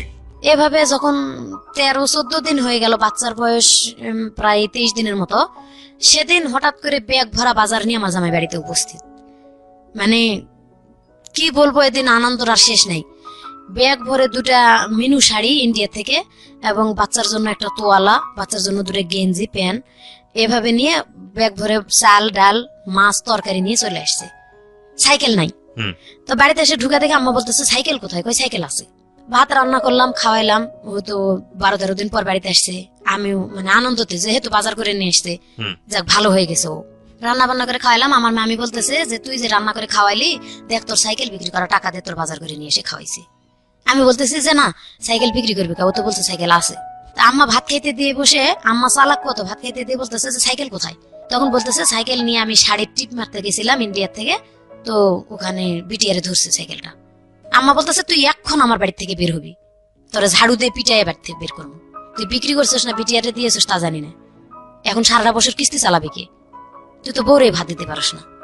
তো মার সাথে ওর মোটামুটি তর্ক চলতেছে, তর্ক করে রাত্রে থাকলো। এমন এমন দিন গেছে আমার আম্মা, ধরেন ও তো আমারে মারে, অত্যাচার করে, আমি মনে করেন ওর সাথে চাই না যে মিলামিশা করি বা ওর সাথে কথা বলি। আমি ওই বাচ্চা রেখে গলায় ফাঁস নেওয়ার জন্য মাঠের মাঝখানে একটা আম গাছ আছে, দড়ি নিয়ে যায়, অনেকক্ষণ দাঁড়িয়ে থাকি। আর আমার বাচ্চাটার কথা মনে পড়ে যে আমি, বাচ্চার বয়স কত তখন? প্রায় 25 দিন মতো। ওকে। যে আমি যদি এই বাচ্চাটা রেখে মারা যাই, আমার আব্বা আম্মা তো ওরে দেখতেই পারে না, ওর সন্তান তো দেখবেই না। যখন পেটে তখনই আমরা নিজেরাই মনে করেন ছোটবেলা থেকে ফ্যামিলিতে অত্যাচারিত, আমার সন্তান তারা কিভাবে মানুষ করবে? এবং বাপ তো ভালো না। আবার রশিটা নিয়ে ফেরত চলে আসি বাড়িতে। আসে আমার সন্তানের বুকে নিয়ে আমি মানুষের বাড়িতে কাজ করেই কামাই সন্তান নিয়ে, তাও যাক নিজের জীবনটা শেষ করলাম না। পরে ভাইয়া ওখান থেকে আবার বুঝাতে শুরু করলাম যে ভাই দেখ, একটা সন্তান হয়েছে, বাচ্চাটার মুখের দিক তাকায় তুই ভালো হ, আবার কিছুদিন মাঠে কৃষি কাজ হলো, কিছুদিন কাজ করলো কৃষি কাজ, মানে 15 দিন যদি, মানে 1 সপ্তাহ কাজ করলে আর 15 দিন বসে থাকি, 1 সপ্তাহ কাজ করলে তারপরও চলতো যে 1 সপ্তাহ তো কাজ করতেছে। এভাবে করে নেশা করতো, কাজের কথা বলে মারধর করতো। এভাবে আমি একটা মানে কিস্তি থেকে আমি টাকা উঠাইলাম, উঠাই ভ্যান কিনে দিলাম একটা, যে এই ভ্যানটা চালাও, অন্তত একবেলা চালাইলে আর একবেলা বসে থাকলেও দিন চলবে। তো ভ্যান প্রায় মাস 3 মতো চালালো, মোটামুটি ভালো চললো ওই সময়টা, ওই 3টা মাস মোটামুটি আর কি চলে। এভাবে কিস্তি চালাইতে থাকলো। 3 মাস পরে ভ্যান থেকে বলতেছে এখন ভ্যানে ইনকাম কম, আমি ওই যে কাঠ ফাড়ে যে মিলে, আমি কাঠ ফাড়া কাজ করতে যাব, আর হচ্ছে ভ্যানটা ঘরে তালা মারে দিয়ে যাই। ঘরে তালা মারে দিয়ে ও কাঠ ফাড়া কাজে 1 সপ্তাহের মতন কাজ করলো। আমার আব্বা কি করছে, ওই ভ্যানের চাবিটা আমার কাছ থেকে কয়েছে, ভ্যানের চাবিটা দেও তো। কি করতে কয় কুশারের, আমার আব্বা কুশার আবাদ করতো, বলছে কুশারের পাতাগুলো আনা লাগবে ভ্যানে করে খেতেতে। আমি চাবি বের করে দিয়ে খালার বাড়ি যাই বসে আছি, আম্মা যাই বলতেছে তোর আব্বা যে ভ্যান বিক্রি করতে নিয়ে গেছে তুই জানিস? আমি বলছি আমারে তো বলছে কুশারের পাতা আনবে, ভ্যান যে বিক্রি করতে যাবে এটা তো আমারে বলে নাই। আর জামাই যেরকম শ্বশুর সেরকম, ওই আসলেই তো লাগবে এখন ঝগড়াটা। মোটামুটি আমার সাথে আমার ভালো হয়ে যাবে তর্ক, যে সময় নিয়ে যাই তুমি আমারে বললা না কে। আম্মা আবার বলতেছে যে তুমি চাবি দিছো কে। এভাবে তর্ক করে থাকলাম। রাতে আমার জামাই আসলো, আব্বাও ভ্যান বিক্রি করে চলে আসলো। তো আমার জামাইরে ডাকে বলতেছে যে জামাই রাগারাগি করেন না, ভ্যানটা আমি বিক্রি করে আসছি, 2800 টাকাতে বিক্রি করছি, কুশারের সার দেবো, 15 দিন পর আমার কিস্তি উঠবে একটা, ওখান থেকে টাকা তুলে ভ্যান কিনে দেবো। যাক, ওই 15 দিন অসুখ করে থাকলো। যেদিন 15 দিন হয়েছে সেই দিন কিস্তি উঠার খবর নাই, ভ্যান কেনারও খবর নাই। এখন রাত্রে যায় বিরাট গন্ডগোল লাগিয়ে দিল বাড়িতে, আজকে আমার ভ্যান কিনে দিতে হবে, যেভাবেই হোক ভ্যান কিনে দিতে হবে। এখন আমি কিস্তি তুলছি, আমার তো টেনশন এদিকে যে ও ঠিক মতো এমনিতেই পরিশ্রম করে না, এদিকে আবার ভ্যান বিক্রি করে দিল আব্বা। ওই 15 দিন পরে এমন গন্ডগোল লাগলো, ঝগড়ার ঠেলায় ঘর থেকে আমার আব্বা হাড়ি পেতিল সহ আমার বের করে দিল। আমার বাড়িতে আর জায়গায় দিবে না। আমি যে আলাদা ঘরে থাকতাম, আমার জিনিসপত্র সব বের করে উঠানের মধ্যে ছুড়ে ফেলে দিছে। আমি যে আমার জামাইয়ের পক্ষে কথা বলছি এটাই যে 3 মাস তো অন্তত ভালো, যেটুকুই আমি কষ্ট করে চলছি, তো ভ্যানটা আছে, ও কাঠমিস্ত্রির কাজ হবে না, ওখান থেকে চলে আসে, একদিন এটা করবে একদিন ওটা করবে, বাদাম মা তো বাদাম নাই, তাও তো করবে। এখন এটা নাই, এই ওসিলাই আর কাজই করবে না। এটা বললাম কেন, আমি আমার হাজবেন্ডের পক্ষে বললাম। আমার আব্বা আমার সাথে মানে একবারে রাগ করে তোর বাড়িতেই জায়গা দেবো না, চলে যা। পরের দিন সকালবেলা আমি আমার ছোট বাচ্চাটা নিয়ে, তখন প্রায় বাচ্চার বয়স মনে হয় 1.5 বছরের মতন হয়েছিল আর কি। সেই সময় আমি হাড়ি পাতিল গুলা বের করে দিয়েছি, আমি আমার খোলার মধ্যে নিয়ে বসে আছি হাড়ি পাতিল গুলা। তো আমাদের এলাকার ফিজুল চেয়ারম্যান আমার চাচা লাগে, আমার আব্বার বন্ধু আর কি। তো উনি আসছে, উনি অনেক ভালো মানুষ, গ্রামে আসে গরিব মানুষের খোঁজ খবর নিতে। কেন আসছিল গ্রামে জানি না, কে জানি বলছে যে মহাশয় নরমেয়ের বাড়ি থেকে বের করে দিছে। তো আসে খোলার মধ্যে আমার জিজ্ঞাসা করতেছে যে মা ছাড়া ডাকতো না, আসে বলতেছে যে কিরে মা তুই এগুলা নিয়ে এখানে বসে আছিস কেন? আমি শুধু কান্দেই যাচ্ছি, আমি কোনো কথাই বলি না, আমি কাঁদতেইছি। আমার বড় মা বের হয় বলতেছে যে ভাই মেয়েটা ছোটবেলা থেকে তো শান্তি পেলই না, বিয়ের পরে এমন একটা হাজবেন্ড পাইছে, সেটা ওই যে এরকম বাদেম্মা, ওই যে এই কাহিনী, ভ্যান বিক্রি করে ওর বাপে নিছে, জামাই গন্ডগোল করছে, এখন মেয়েরে দিছে বাড়িতে বের করে। তা আব্বারে ওই ফিজুল চাচা ডাক দিয়ে বলতেছে যে কিরে ভাই মহাসিন এদিক শুনে যা দেখি কি হয়েছে। আমার আব্বা বের হয়ে আসে বলতেছে যে হ্যাঁ চেয়ারম্যানের কাছে যখন বিচার দিছিস ভালোই কাজ করছিস বেটি, আমারে বলে। অথচ আমি কিন্তু কোনো কথা বলিনি ভাইয়া। বলতেছে বিচার যখন দিছিস তো তোর আজকে থেকে তোর কপাল ভাঙ্গা, যা, টাকা তো আমি দেবই, তো তোরে আমি ত্যায্য করে দেবো, আর না হলে হাজবেন্ড ছাড়তে হবে। ওই মুহূর্তে মানে সেই দিন চেয়ারম্যান বললো যে টাকা দিবি, ঠিক আছে, আমার বিচার তো মেয়ে দেয় নাই, তুই ভাই কি অন্যায় করছিস না করছিস সেটা তুই নিজেই জানিস না। এই মেয়েটা এত ছোট বাচ্চার মা, তুই কিভাবে বের করে দিলি মেয়েটার ঘর থেকে? জানিস তো তার হাজবেন্ড ভালো না, মেয়েকে নিজে নিজে বিয়ে করছিল না তুই দিছিলি? কয় আমি দিছিলাম। এইভাবে যখন মানে চেয়ারম্যান চাচা বলে যাওয়ার সাথে সাথে বললো যে আমি টাকা দিলে ভোট অফিসের মাধ্যমে দেবো, এবং চেয়ারম্যানও বললেন ঠিক আছে ওই আমার মাধ্যমে দিলে আমার মাধ্যমে দিস, কালকে মানে চেয়ারম্যানের হাতে দেবে বলছে ভোট অফিসের মাধ্যমে দিস। এটা 1 রাতের মধ্যে আমার আব্বার মাথায় কি শয়তানি চাপছে, উনি একটা ডিভোর্স পেপার লিখছে, একটা মানে বাবাকে ত্যায্য করার জন্য লিখছে। হয় যদি আমি হাজবেন্ড চাই তাহলে বাবাকে ত্যায্য করে দিতে হবে, ওখানে একটা সিগনেচার করতে হবে স্ট্যাম্পে, আর যদি মানে হাজবেন্ড চাই তাহলে, হাজবেন্ড না চাই তাহলে হাজবেন্ডকে ডিভোর্স করতে হবে। এটা চেয়ারম্যানের কাছে নিয়ে যায়, শো করছে। চেয়ারম্যান বলছে যে 1 রাতের মধ্যে তো ভালো খেলা খেলছো তুমি, ঠিক আছে মেয়ে, আমি মেয়ের পাশে আছি, মেয়ে তুমি করো, তোমার বাবার এতে সিগনেচার দিয়ে যাও যে বাবা, যদি বাবা পারে তোমার ত্যাগ করতে তুমি পারবা না কেন? তো অনেকটা মানে ছোটবেলার অনেক ইতিহাস গুলা সেই সময় মনে পড়ছিল, চিন্তা ভাবনা করে স্বাক্ষর দিয়ে গেছি। আর আমি ওইখানে যে এমন চিৎকার বাড়ি কানছি, আমার আপন যেটা ওখানে ছিল বড়াব্বা, আমরা বড়াব্বা ডাকি, বড়াব্বা আমার মেয়েরে কোলে নিয়ে বড়াব্বাও কান্দা শুরু করে দিল, আমিও কান্দতেছি একদিকে, বড়াব্বা একদিকে কান্দতেছে। আর চেয়ারম্যান বলতেছে যে হাই হাই রে মহসিন, মানে এত বড় একটা কাজ তুমি করতে পারলা, সামান্য কয়টা টাকা, তাও মেয়ের কাছে ধার করা টাকা তুমি নিছো, ওটা মানে তোমার টাকা তো দিলাই না, তুমি তোমার টাকা, যৌতুক তো দেয় নাই কোনো কিচ্ছু, মানে বিয়ের রাতে যা চুক্তি হয়েছিল ওখানেই মাপ, আমি তো চলেই আসলাম, এই জন্য আর কিছু দেয় নাই।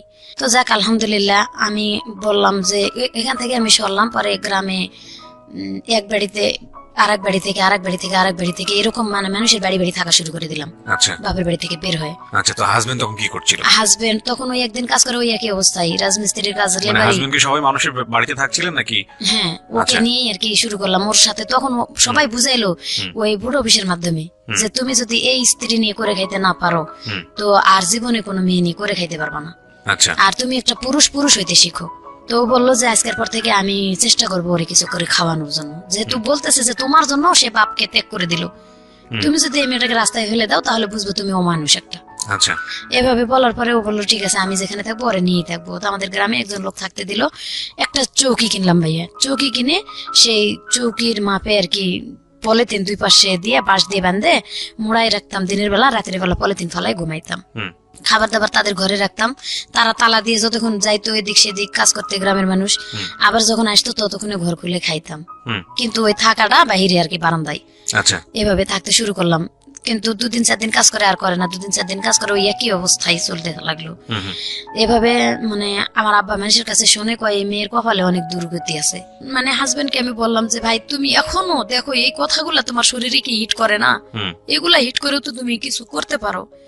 এইভাবে বলার পরে যাই হোক ওখান থেকে মানুষের বাড়ি থেকে থাকতে থাকতে এখানে প্রায় 3 মাস থাকলাম আর কি, একই অবস্থায়। সে কাজ করে না দেখে বাবা এই ধরনের ভাষা ইউজ করে, বললাম যে এখান থেকে আমি সরে চলে যাব, হয় তুমি যদি তোমার এলাকায় নিয়ে আমারে করে খাইতে পারো। আর ওই ভগ্নিপতিরে আর কি ফোন দিলাম, ফোন তো না খবর দিলাম, তখন ফোন ছিল না, মানুষের দিয়ে খবর দিছি যে জুলা ভাইয়ের একটু আসতে বললেন, যদি মানে আমারে নিয়ে এভাবে সে যদি চেক দিতে পারে, বলছি যে আমার সালানা বাদ দিলে আমি দেবো, তো উনি যদি আমার জায়গা দেয় আমি ওনার ওখানে যাই থাকবো। ওনার ওখানে বাড়িতে যাই থাকা শুরু করে দিলাম, ওনার উঠানে ঘর করে দিল একটা টিনের, এবং তুই যদি প্রাইভেট পড়ে কিছু চালাইতে পারোস তাহলে এখানে কিন্তু টাকাটা জমা হইতেছে, এটাতে জায়গা কিনে বাড়ি করতে পারবি। তো যাক দিল ভাই আলহামদুলিল্লাহ আমি এভাবেই করবো। ওনার উঠানে থাকে আমি গ্রামের বাচ্চাদেরকে প্রাইভেট পড়া শুরু করে দিলাম। যখন প্রাইভেট রেজাল্ট দেখা গেল যে প্রাইমারি স্কুলের ছাত্রদেরকে ভালোই পড়াইতে পারতেছি, তো ওখান থেকে আমি একটা পাইলাম, শিশু শ্রেণী স্কুল চালাইলাম, ব্রাক শিশু শ্রেণী স্কুল চালানো শুরু করলাম এবং পাশাপাশি বাচ্চাদেরকে প্রাইভেট পড়ানো। এইভাবে আমি একটু পজিশনে উঠা শুরু করে দিলাম। তখন আমি করলাম যে আমার জায়গা কিনতে হবে, ওই যে লাইফের এখান থেকে শুরু। আমি মানে জায়গা কিনলাম, পরে মানে কিস্তি উঠে অর্ধেক টাকা দিয়ে জায়গা নিলাম, এখানে 3 বছর ঘর করে থাকলাম। আমার হাজবেন্ড কোন রকম হেল্প করলো না আমারে। তো যখন আস্তে আস্তে 3 বছর পার হয়ে গেল কিন্তু জায়গা রেজিস্ট্রি হয় না, আমার হাজবেন্ড গুরুত্ব দেয় না, আমার খরচপাতিও দেয় না, আমি বাচ্চা নিয়ে নিজেই চলতে পারি না, কিস্তি চালাইতে পারি না, এভাবে মানে বেতন তখন কম শিশু শ্রেণীর। মানে কোরআন শরীফ পড়াইতাম গ্রামের বাচ্চাদেরকে, তারা ঠিক মতো বেতনও দিতে চাইতো না। পরে মানুষের বাড়িতে ধান সিদ্ধ করা শুরু করে দিলাম, যে সিজনারি একটা ধান সিদ্ধ করলে তারা একটা করে কাপড় দেয়, 2 বাড়িতে করলে 2টা কাপড় দেয়, কিন্তু এক সিজনে 2 বাড়িতে করা যায় না, এক বাড়িতে করলাম এবং স্কুল চালাই এর মধ্যে আবার সবকিছু করা শুরু করে দিলাম। এরকম করে জায়গাটুকু যেভাবে আটকাইলাম, 3 বছর পরে ওনারা জায়গাটা আরেকজনের রেজিস্ট্রি দিল।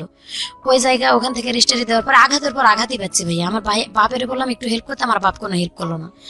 তো ওখান থেকে আবার ওই জায়গাটা যখন ওরা ফেরত আরেকজনের রেজিস্ট্রি দেয়, আমি তাদেরকে গ্রামের মাধ্যমে একটা বিচার দিলাম যে আমারে না বলে কেন জায়গাটা অন্য কারো রেজিস্ট্রি দেওয়া হলো, যখন আমি ঘর করে থাকতেছি এখানে, সেটা বেড়া দিয়ে ঘর করেছিলাম।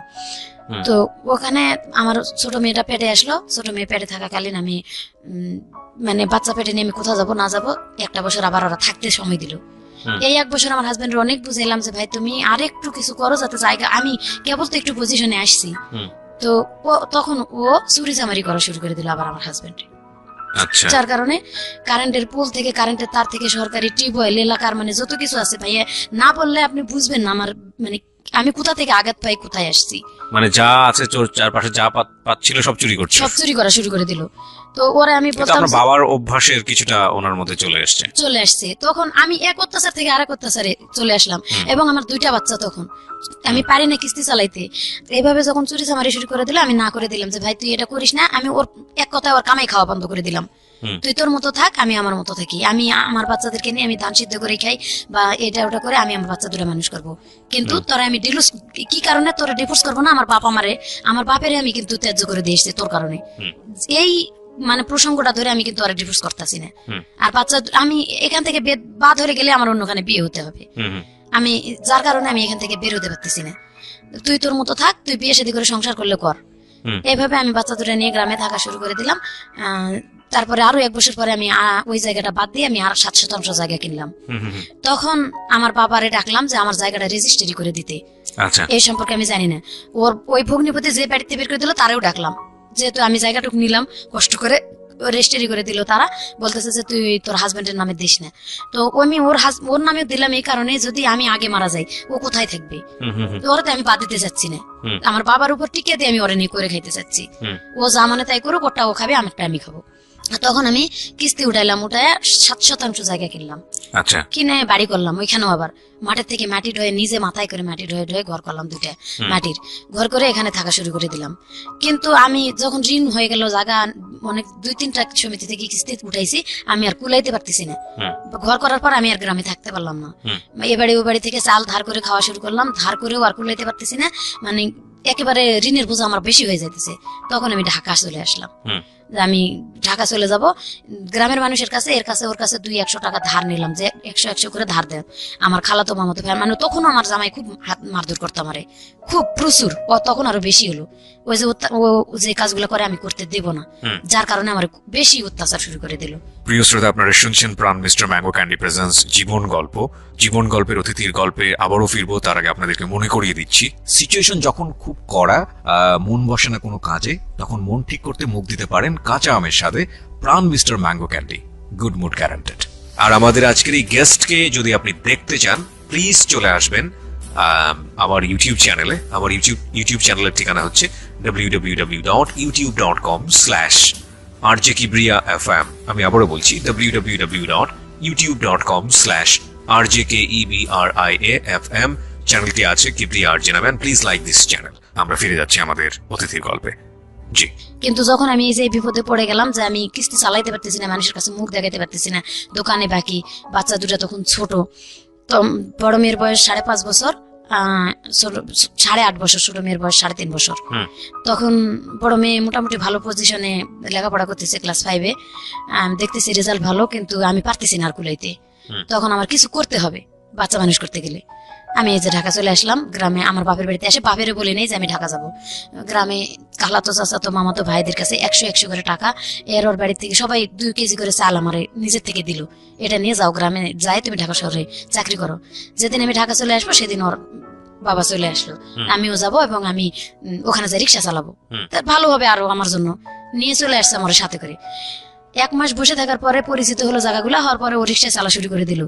আমি ওর টাকা থেকে 500 টাকা একদিন কিস্তি দিয়েছি বাড়িতে, আমার মেয়ে না খাই আছে শুনে। তখন আমার আম্মা আবার সন্তান নিবে না। আমার আম্মা আগে থেকেই কোনোদিন দায়িত্ব নিতে চান, আমি নিজেই চলতে পারি না, আমারই অসুখ, এই সেই, আমি সন্তান নেব না। আমি বলছি আমি ঢাকা যাই, একটু পজিশনে উঠি, আমি বাচ্চা দুটো নিয়ে যাবো মা, তুমি খালি অল্প কটা দিন দেখো। এভাবে জোর করে রাখে চলে আসছে, চুরি করে আসার মতো। তখন ওর বাবা চলে আসলো। আমি বললাম যে তুমি যখন আসছো ভালো হয়েছে, আমার বাচ্চা দুটো আমি কেন ওদের কাছে ফেলে রাখবো? ওরা তো দেখশুন করবে না সেরকম করে। আমার ছোট ভাইয়ের বিয়ে হয়ে গেছিল, তখন ভাই বউ আরো বেশি মানে করতো, রাগারাগি করতো, দেখতে পারবে না, মারধর করতো এক কথায় বাচ্চা দুটারে। যার কারণে একটু খাওয়া কম বেশি হলে মানে বকাবকি করতো। আমি বলছি যে বাচ্চা দুটো নিয়ে আসো, এখন নিয়ে আসবো না, তুমি আগে চাকরি করো, ভালো করে বেতন পাও। আমি চাকরি করে বেতন নিয়ে এসে ঘরে রেখে, প্রথম মাসের বেতন রাখেই আমি চলে গেছি অফিসে, যে দোকান বাকি দেবো। ও প্রথম মাসের বেতনই নিয়ে পলাই চলে গেছে। পরে আমার বড় মেয়ের বিয়ের বয়স যখন হয়ে গেল, ওর বাবা এক কথাই কোনো কাজ কাম করেই না, বাদ, ওটা সাবসিডি বাদ দিয়ে দিছি। পরে আমি নিজে থেকে বিয়ে দিব, আমার বাপ মারে বললাম যে আমি মেয়ে বিয়ে দিব, তো তারা কেউ গুরুত্ব দেয় না। এদিকে কোনো আসে না। পরে মেয়ে বিয়ে দিলাম, দিয়ে আমি ঢাকা শহরে চলে আসলাম। তখন ওর আব্বার সাথে আমি থাকি না, আমি মেয়েকে একলা বিয়ে থাকি। দিলেন কি বাবার অমতি? বাবার আপনি মতেই, নিজের মতো করে বিয়ে দিলেন? না ওর বাবার মতেই, গ্রামের মানুষ মশা আমার গ্রামে বিয়ে দিছি। গ্রামের ছেলে একটা প্রস্তাব দিছে, গ্রামের মানুষই আমাদের বললো কি ওর বাবা যেহেতু ভালো না, তো ছেলে ভালো ছেলে পাইছে, বিয়েটা দিয়ে দাও। আচ্ছা, গ্রামে আমি বিয়ে দিয়ে দিলাম ঠিকই। তো ছেলে সেদিন বলছে আমি একটা পয়সাও কোনো দেনমোহর নেব না, কোনো টাকা পয়সা কিছু নেব না, তবে দেনমোহর কেন নেবেন? মানে এই যৌতুক যৌতুক নেব না। নেবেন, হ্যাঁ। আমি মানে 50,000 টাকা দেনমোহর হিসেবে আর কি এটা করলো, যেহেতু যৌতুক নিবে না, গ্রামেরই ছেলে, গ্রামের মানুষ, তার স্কুলের মাস্টার এবং মাতবররা সবাই আছে, বিয়েটা দিয়ে দেওয়া হলো। দিয়ে দেওয়ার পরে 1 বছর পরে জামাই চাপ দিতে শুরু করলো 50,000 টাকা নিবে। তখন আমি 30,000 টাকা পর্যন্ত দিছিলাম, আর বাকি 20,000 টাকা আমি দিতে পারি নাই। আমি মানে চলতে পারতেছিলাম না ঢাকায়ও, আমি অনেক কষ্ট হয়ে গেছে। ওর বাবার তখন আমি ডিভোর্স করে দিছি অলরেডি, ওর বাবার ডিভোর্স করে দিছি। ওর বাবার কাছে আমি মারধর করতো ঢাকায় এসে দেখে আমি তার ডিভোর্স করলাম যে আমি চাকরি করতেও পারতেছি না, আমার যদি হাত পা ভাঙে থাকে আমি খাবো কি? তো ওর মারও খাবো না, ওরা ডিভোর্স করে দিলাম, তুই যা। বাড়িটা যাই বিক্রি করে দিলাম। আমার মেয়েও বলতেছে যে আমার ভাত নষ্ট হয়ে যেতেছে তোমার কারণে, তুমি টাকা না দিতে পারলে। তো যাক বাড়িতে যাই, মেয়ের বাড়িটা বিক্রি করে দিলাম। আমার আব্বারেও জিজ্ঞাসা করি নাই আমি তখন, মানে লাস্টের দিকে এসে আমি আর পারতেছিলাম না, আমি নিজে থেকে বিক্রি করে দিই যাতে সন্তানের ঘর না ভাঙে। বিক্রি করে দিয়ে আমি যত টাকা পাইছি সম্পূর্ণই দিছি সন্তানে, যে মা আমি বাড়ি বিক্রি করার যত টাকা, আমি বলছিলাম প্রথমে তুই লেখে নি, রেজিস্ট্রি দিয়ে দেই, তোরা অন্তত রেজিস্ট্রির খরচটা জোগাড় কর। বলতেছে না আমরা রেজিস্ট্রি নিবো না, ওই জায়গায় রেজিস্ট্রি নিলে বাপে এসে ঘরের মধ্যে শুয়ে থাকতে, ভাত না দিয়ে পারবো না, ওই বাপের আমরা ভাত দিতে পারবো না, তুমি জায়গা বিক্রি করে টাকা দিয়ে যাও। বিক্রি করে তখন গ্রামের মানুষের মাধ্যমে জমি লিখে নিয়ে দিয়ে আসলাম বন্ধক, মেয়েরে 70,000 টাকা দিয়ে জমি দিয়ে গেলাম। আমি এই টাকা নিবো না, দেখবো না, তোমার একটা বোন আছে, তুমি পারলে তারে দেখো। আমি কোথায় যাবো না যাবো আমি নিজেও জানি না, মানে ওই সময় তো আমি নিশ্চয় হয়ে গেলাম, অনেক কষ্টে জায়গা কিনলাম, স্বামী ডিভোর্স করলাম এবং জায়গা বুঝতে পারছি সেটা। হ্যাঁ, তারপর কি হলো? এই জন্য আমি বলছি যে আমি কোথায় যাবো না যাবো, তুমি তোমার বোনকে একটু দেখো। ওখানে রাখে চলে আসলাম। বোন মানে আপনার ছোট মেয়েটা? হ্যাঁ, ছোট মেয়ে রাখলাম। ও ছোট মেয়ে, ওর শাশুড়ি নাকি কেটকেট করে ঝগড়া অশান্তি করে, রাখলো না, ওর বাবার কাছে দিল। আর ওর বাবার কাছে দেওয়ার পর আমি ঢাকা থেকে কিছু টাকা পাঠা শুরু করলাম, 1,000 1,500 তখন টাকা আপনি কি পাঠাতাম। করতেন? পেশায় কি করতেন? আমি গার্মেন্টসে চাকরি করতাম। তখন গার্মেন্টসে কাজ করতেন? আরো আগে থেকেই তো গার্মেন্টসে চাকরি করি, আর 7 বছর 8 বছর আগে থেকেই বললাম যে জায়গা নিয়ে পরে থেকে চাকরি শুরু করে দিছি। তো গার্মেন্টসে চাকরি করে টুকিটাকি টাকা দিতাম, পেশালার মেয়েদের সাথে থাকা শুরু করলাম, এবং বাড়িতে টাকা দিলাম। কিস্তিগুলো শুধু হয়েছিল না, ওই কিস্তিগুলাই আর কি বাকি ছিল, কিছুটা বকেয়া কিস্তিও দিতেছি। বিকাশে টাকা পাঠাই, ওই ফোন থেকে টাকা উঠে মেয়েরে মারধর করে বার করে দেয়। আবার ওখান থেকে মেয়ে একা একা চলে এসছে আমার বাপের বাড়িতে। আমি সেই মুহূর্তে আর কি বিদেশ চলে গেলাম। বিদেশ চলে গেলে যাওয়ার সিদ্ধান্তটা নিলেন কিভাবে? যাওয়ার সিদ্ধান্ত নিলাম, আমি আমার পাশের অপারেটর, আমি সবসময় কান্দাকাটি করতাম, মনের অবস্থা ভালো ছিল না, যা মানে চাকরি করতে পারতাম না ডাইরেক্ট। আমি সাবকন্ট্রাক্টে কাজ শুরু করে দিলাম। আমি আজকে ও শরীর অসুস্থ থাকে, অথবা কালকে সারা রাত ঘুমাইতে পারি না, টেনশন। এই জায়গাটা বিক্রি করলাম, এত কষ্টে কিনলাম, আর অতীতের এইগুলো মনে করে আমি চাকরি করতেই পারি না। সাবকন্ট্রাক্টে কাজ শুরু করলাম। সাবকন্ট্রাক্টে আজকে এখানে কালকে এখানে, এখানে কাজ করতে করতে আমি বিদেশ চলে যাব। পরে বিদেশ যাওয়ার পরে এখান থেকে এরা বললো কি যে তোমার পাসপোর্ট করতে হবে এবং নিজের এই মেডিকেলটা করতে হবে। পাসপোর্ট এবং মেডিকেল নিজের করলাম, এটা নাকি অফিস পায় নাই, দালাল খাইছে। যাই হোক, আমার ঘরে টিভি আর এলইডি ছিল এবং মিসেপ ছিল, এটা বিক্রি করে আমি ওইটা করছি আর কি। কত টাকা দিয়ে আপনি বিদেশ গেলেন?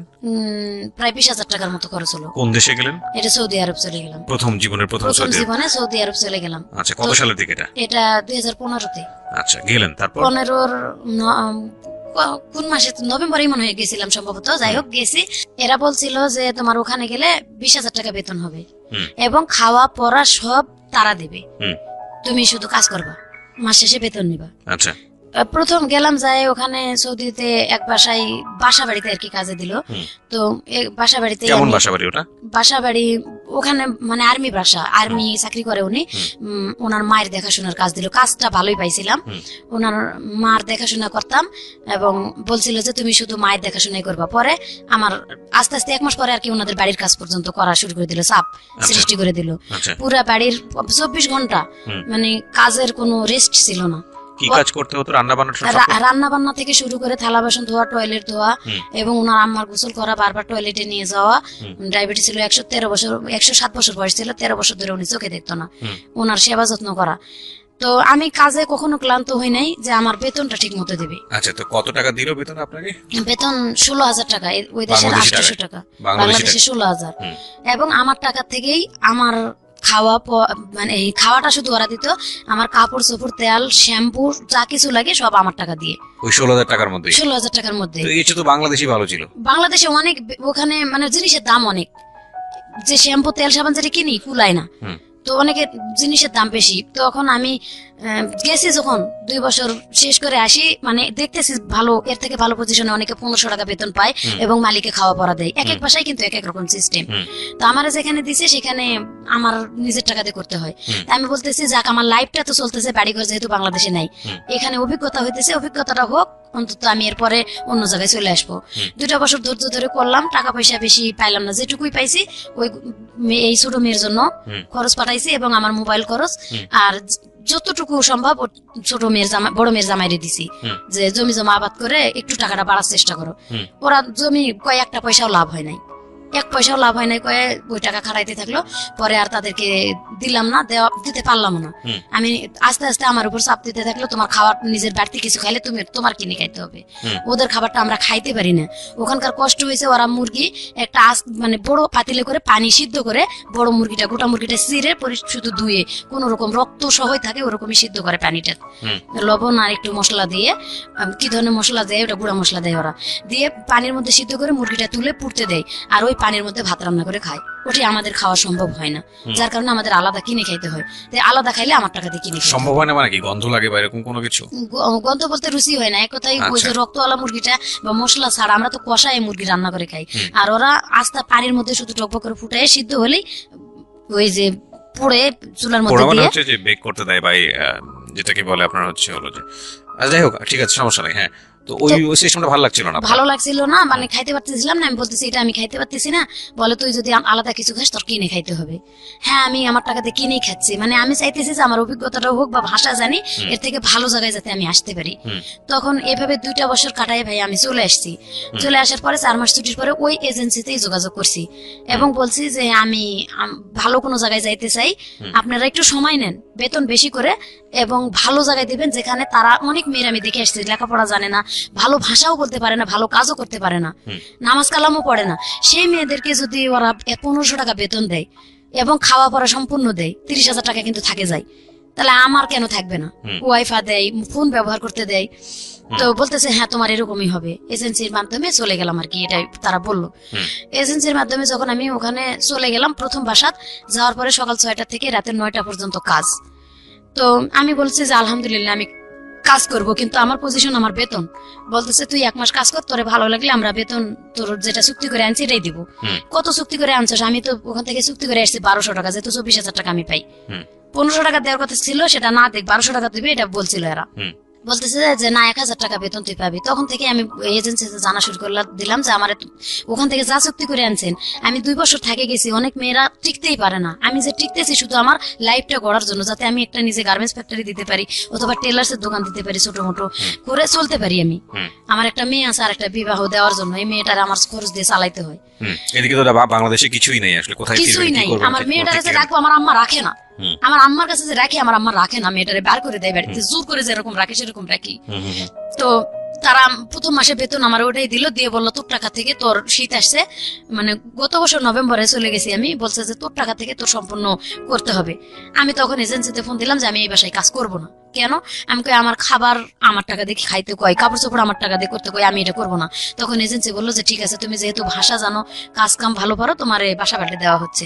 পরবর্তীতে বাসা পাল্টে দিল আমার ডাকে এবং বললো যে বাসায় যাচ্ছ তুমি কিন্তু আর নালিশ করতে পারবা না। আমি কই যদি তারা আমার না দেয় আমি নালিশ করবো না, কি করবো? পরে অন্য বাসায় দিল আমারে, অন্য বাসায় 3 মাস ভাইয়া কোনো বেতন দেয় না।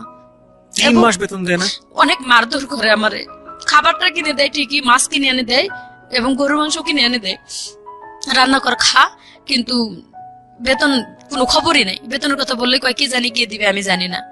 যে কয়বারই বলি যে মামা, কাকে বলেন বেতনের কথা? এটা যে গার্জিয়ান পুড়ি আছে বাসার, তার হাজবেন্ড প্রস্রাব পায়খানা করতে, আমি প্রস্রাব পায়খানা পর্যন্ত পরিষ্কার করছি শুধু একটু ভালো থাকার জন্য ভাইয়া। বলছে যে মামা মিন দেবে বেতন, আনা মিন দেবে রাতে, এটা কইতে হইতেছে যে আমার বেতনটা কে দিবে? বলতেছে আনা মাফি মালুম, তুই জানিস না, তবে আমার বেতন জানে কেনা। তো আমার যে ছেলে আনছে সেই ছেলে, ওই ছেলের ডাক, তুই ডাক, আমি কেমনে ডাকবো, আমার তো ফোন ব্যবহার করতে দে না। তখন ওর ছেলেরা ডাকছে, আসছে, আমি বলছি যে লেশ মা রাতে বানা। কই কেন 3 মাস হয়েছে তোর বেতন দেয়নি? আরবিতেই বলতেছে। কই না বেতন দেয়নি। ওর ছোট বোনটা ডাকে বলতেছে তুই কাজের মেয়ে আনে নিলি, বেতন দিলি না কেন? আমি ওর ভাইরে বললাম কেন, তার জন্য পরের দিন আমার গলায় ছুরি ধরছে। আমার কাছে ফোন নাই ভাই, আমি যে ফোন দেবো বাংলাদেশে, ওদের ফোন থেকে ওর ছোট বোনটা চুরি করে আমার ইমো চালাই দিয়েছিল। আমি ওই যে ময়মনসিং যে ফ্রেন্ড আমার আছে, ওরে বলছে যে ভাই আমার খুব কষ্ট হইতেছে, এবং যাওয়ার সময় ওই স্বাক্ষর দিছিল আমার যাওয়ার, বলছে আমার এরকম কষ্ট, তুমি একটু এজেন্সিতে যাও। এজেন্সিতে ও বারবার যাওয়া আসা করে, ওর কথা বলতেই দেয় না, সুযোগই দেয় না। আমি এই অনুষ্ঠানের মধ্য দিয়ে আমি জানি বিশেষ করে সৌদি আরব, মধ্যপ্রাচ্যের অনেক দেশে আছেন যারা এই অনুষ্ঠানটা শোনেন, নিয়মিত শোনেন, তাদেরকে আমি একটু অ্যাড্রেস করছি। আমি জানি ইউটিউবে আপনারা অনেকেই শোনেন, আমাকে অনেকেই নক দেন আমার ফেসবুক আইডিতে, যে আপনাদের জীবনের যদি বিদেশ ফেরত, আমি সবসময় বলেছি বিদেশ ফেরত কেউ যদি সরাসরি আমার সাথে দেখা করতে চান, এসে অফিসে দেখা করবেন, আপনাদের ফর্মালিটিস মেনটেন করতে হবে না, ফোন টোন দিতে হবে না, এবং আপনাদের বিদেশি জীবনের গল্পটা আমি আমার রেডিওতে প্রচার করতে চাই দুটো উদ্দেশ্যে। একটা হচ্ছে যে এই যে টাকাটা বাংলাদেশের আজকে মেরুদণ্ডের সবচেয়ে বড় শক্তিশালী জায়গা যেটা বৈদেশিক রেমিটেন্স, এই টাকাটা কত কষ্ট করে বাংলাদেশে আসে, এটা একটা ফোকাস করতে চাই। আরেকটা হচ্ছে যে আমাদের ওইখানে গিয়ে আমাদের আমাদের আমাদের দেশি ভাই বোনেরা তারা কি জীবনযাপন করেন, কতটা কষ্টে জীবনযাপন করেন, বা আমাদের যে লেবার মার্কেট বা আমাদের যে লেবার ফোর্স, সেই জায়গাটায় আমাদের যে ন্যায্য দাবিটা সেটা কিভাবে আসলে এনশিওর করা যায়, সেটার জন্য আমাদের এই ছোট ছোট ঘটনাগুলো এগুলোকে ফোকাস করা উচিত। কারণ আজকে যে এই যে ভদ্রমহিলা তার যে গল্প, আমি জানি যে সেটা বাংলাদেশের থেকে যাওয়া অনেক প্রান্তিক পর্যায়ের অনেক নারী আছেন যাদের জীবন গল্পের সঙ্গে মিলে যাবে, যারা হয়তো মধ্যপ্রাচ্যের বিভিন্ন দেশে বাসা বাড়িতে কাজ করেন। বলেন তারপর কি? তারপর ভাইয়া ওই বেতনের জন্য যখন আমার গলায় ছুরি ধরছে, আমি কাজ করব না বলে 7 দিন আমি বসা থাকছি যে কাজ করব না, কেন আমার গলায় ছুরি ধরলো। আমি তো অন্য কিছু বলিনি, আমার বেতনের কথা বলছি। বাসা বাড়ির বাইরে যেতে পারতেন না? বাসা বাড়ির বাইরে হ্যাঁ ময়লা ফেলানোর জন্য যাইতাম, এছাড়া কোথাও না যাওয়ার কোনো সুযোগ ছিল না? যাওয়ার কোনো জায়গায় যাওয়ানোর সুযোগ পেলে তো ওরা নিয়েও যায় না, এবং ফোনও ব্যবহার করতে দেয় না, বাড়ি থেকে বেরোতেও দেয় না। এই মাসের পর মাস একটা রুমের মধ্যে, একটা বাড়ির মধ্যে এভাবে থাকতে হয়? জি। এটা শুধু সৌদি আরবের চিত্র নয়, এটা বাংলাদেশের শহর অঞ্চলে অনেক যারা কর্মজীবী নারী আছেন, বিশেষ করে এই বাসা বাড়ি সামলান, তাদের অনেকের চিত্রই এটা। এবং খুব ভয়ঙ্কর রকম ভাবে আমরা খুব শকড হই যখন দেখি ছোট ছোট বাচ্চারা মার খেয়ে তাদেরকে উদ্ধার করা হচ্ছে বিল্ডিং থেকে, পাশের বিল্ডিং থেকে, পাশের ফ্ল্যাট থেকে হয়তো কেউ উদ্ধার করছেন, এবং তাদের শরীরের দিকে যখন আমরা তাকাই তখন আমরা খুব অবাক হই যে কি পরিমাণ বিকারগ্রস্ত মানুষ আমাদের এই সমাজে বসবাস করে। আল্লাহ মাফ করুক। জি বলেন তারপর? তারপরে আমি যখন 7 দিন বসে থাকলাম, কাজ করলাম না, তখন ওর ভাই আসে আমার আলাদা ঘরে একটা আটকায় রাখছে তারা তালা দিয়ে, এবং ওর মা বারবার বলতেছে যে তুই ফ্রিজ থেকে এটা ওটা খা। আমি শুধু পানি খাইয়েছিলাম 7 দিন, এবং ওর ভাই বউ আমারে মানে পাউরুটি, এই মানে 4টা পাউরুটি একটু দিছিল, ওইটুকু খাইয়ে 7টা দিন এভাবে কাটাইছে। ওইভাবে কাটার পরে আমি বলতেছি আমি এখানে কাজ করবো না, আমার এজেন্সিতে তোরা কল দিয়ে, কেন আমারে তোরা এভাবে আটকায় রাখছিস? প্রিয় শ্রোতা, জি পরে এজেন্সিতে কল দিয়ে ওর মতো ও কি বলে আসছে বাইরে থেকে, আমার এসে ফোনটা ধরাই দিল। উনি ইয়ার লোক ছিল, নোয়াখালী বাড়ি। উনি বলতেছে যে মুর্শিদা তোর কি সমস্যা, এক বাসায় দিলাম এরকম, একবার তুই করে গেলি ভালো, এবার এরকম কেন? উনি বাঙালি? হ্যাঁ। আমি বললাম একবার আমি করে গেছি ভালো, সহ্য করে গেছি এই কারণে যে আমি যাতে ভাষা শিখলে এর থেকে ভালো একটু পজিশনে আসতে পারবো। আর আমি বলেও আসছি যে আমি দেখছি অনেক মানুষ যারা ভালো মানুষ, আমার কপালে কি এরকম শুধু পড়ে, এই কথাটা বললাম। বলতেছে যে বোন এখানে আসলে হয়তো তোর এজেন্সি মারধর করবে, তুই এখানে না আসে ওরা আরেক বাসায় তোরে দিতে চাই, তুই দেখ আরেক বাসায় যদি ভালো হয় সেখানে করবি। বাট আপনি বললেন না যে আপনাকে 3 মাস যাবত স্যালারি দেয় না? বলছি হ্যাঁ, আমার স্যালারি দেয় না, কয় যে তোর স্যালারি দিয়ে তোরে দিয়ে আসবে। তা আমি বললাম আমার স্যালারি হাতে দিয়ে আমারে দিয়ে আয়। স্যালারি দিল না, এবং রাত্রে দিয়েও আসলো না, রাত্রে সারা রাত ওখানে রাখলো। রাখে পরের দিন সকালবেলা আমার ফোন কিন্তু যাওয়ার সাথে ওনারা নিয়ে নিছে। পরের দিন ওনার ছোট ভাই আসছে বেড়াইতে, ওনার ছোট ভাইয়ের গাড়িতে উঠে আমার পাঠাই দিল, আমার ফোনও দিল না।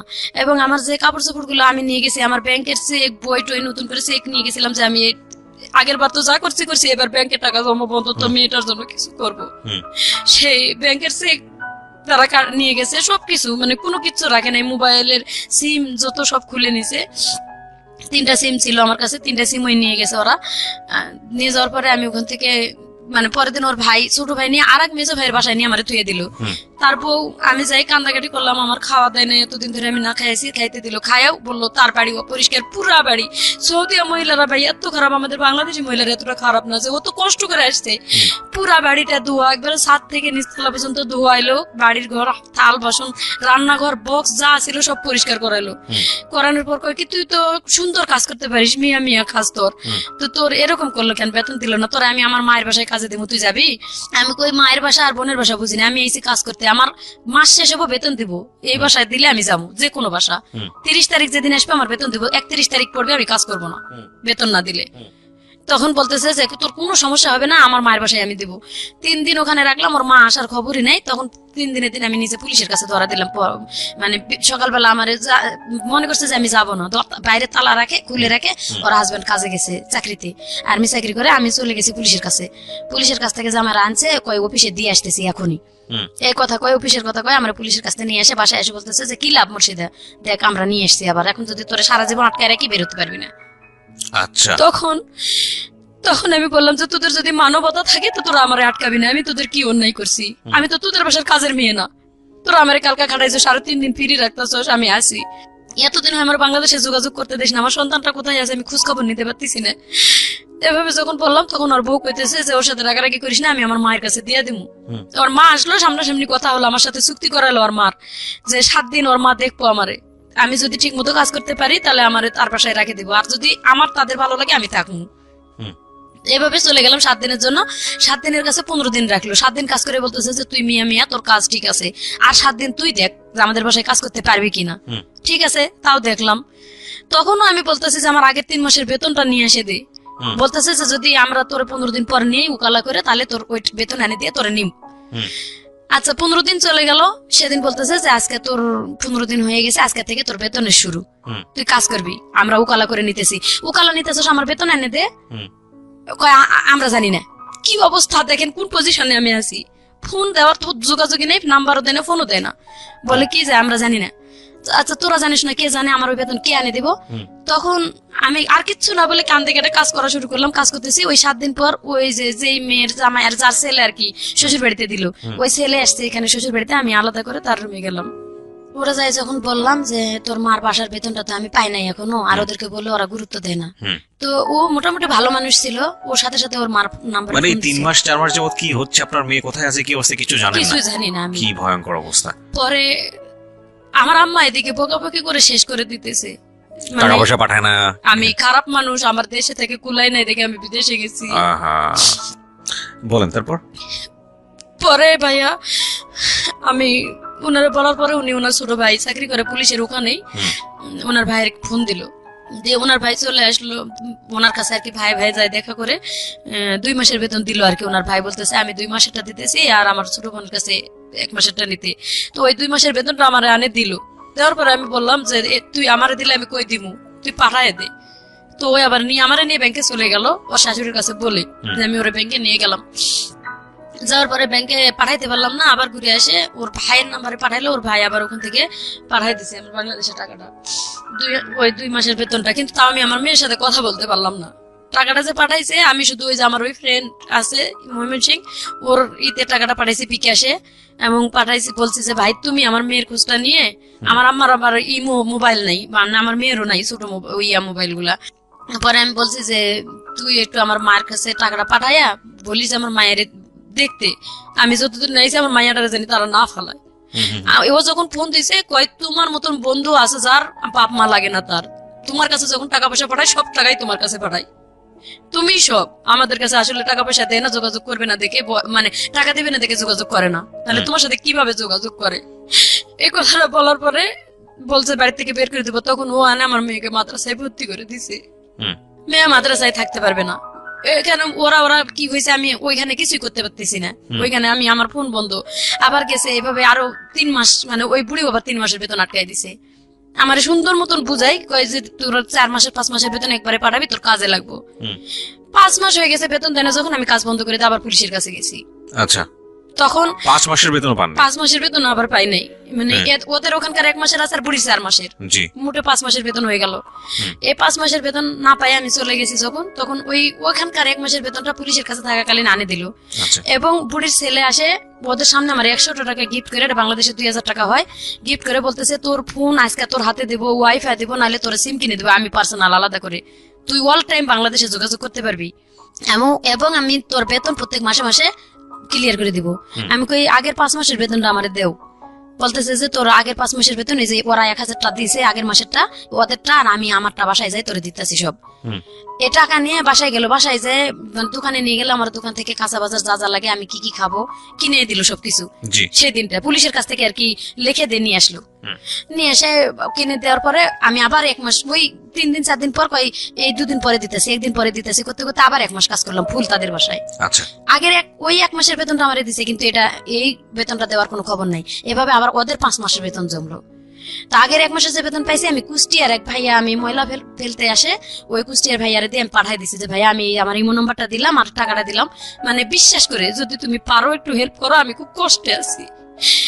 ওই ভাইয়া বললো কি যে তোমার যখন ফোন দেয় না তাহলে আমি তোমার একটা অমুক টাইমে মোবাইল কিনে এনে দিয়ে দেবো, একটা সিম গোপনে তুমি এটা রেখে দেবা।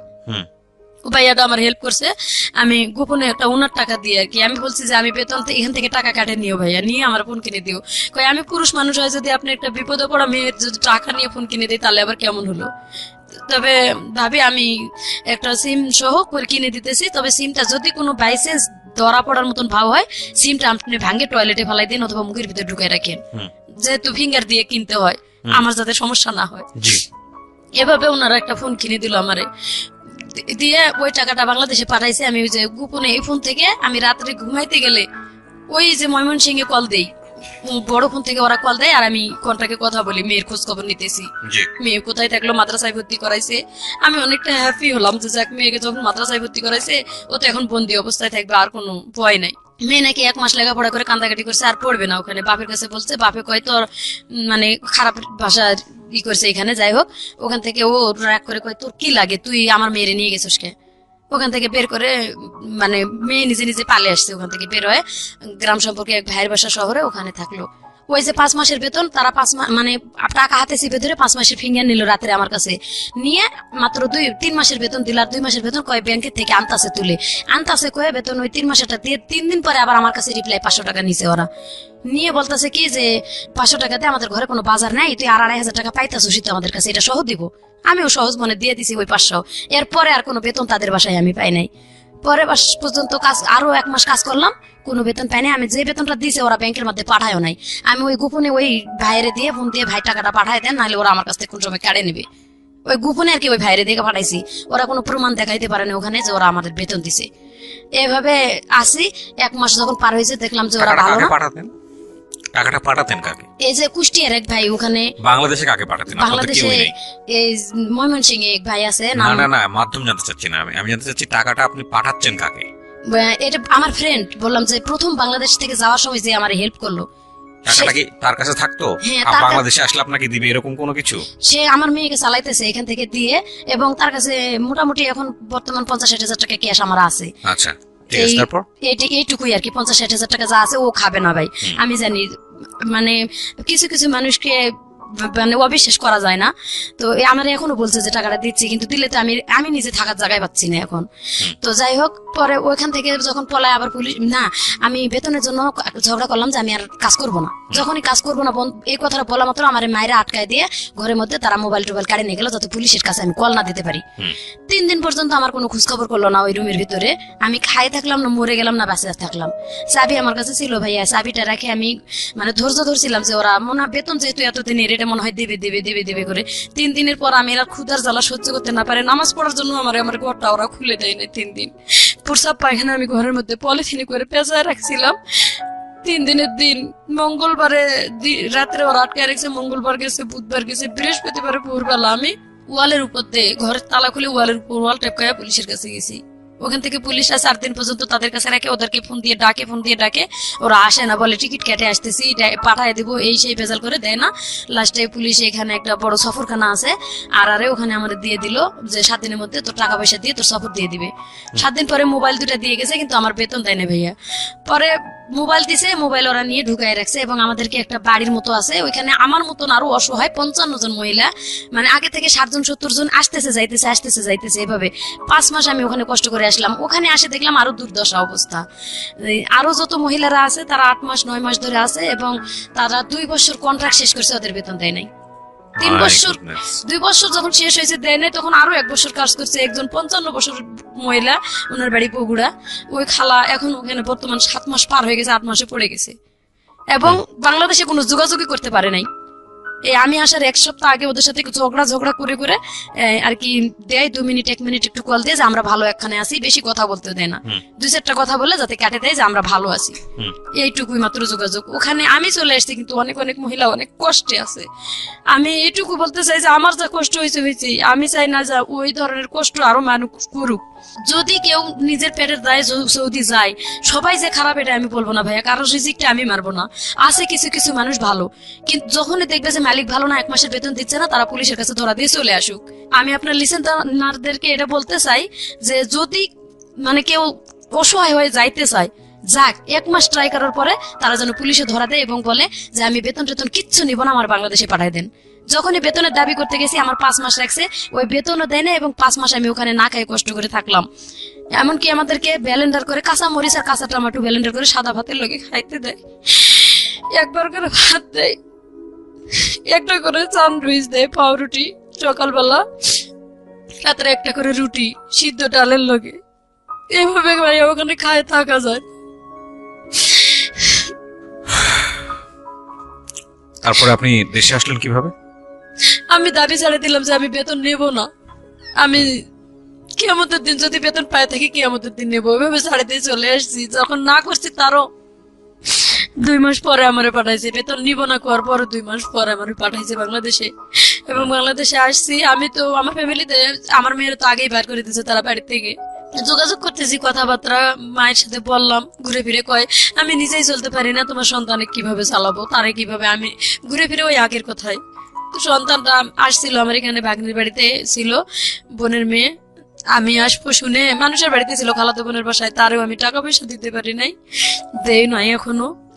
আমি বর্তমানে অসহায় অবস্থায় আছি। আমার ওই যে ওইখানে খালা ছিল, উনি আগেই আসছে, উনি আর কি আমার মেয়ের ভাগ্নির বাসাতে নিয়ে ওনার বাসায় রাখছিল। বলছিলাম যে খালা তুমি একটু পারলে আমার মেয়েটারে দেখো, তার কারণ মেয়েটা এখন উপযুক্ত হয়েছে, যদি এখন একটা অ্যাক্সিডেন্ট কিছু হয়ে যায় তাহলে লাইফটা নষ্ট হবে।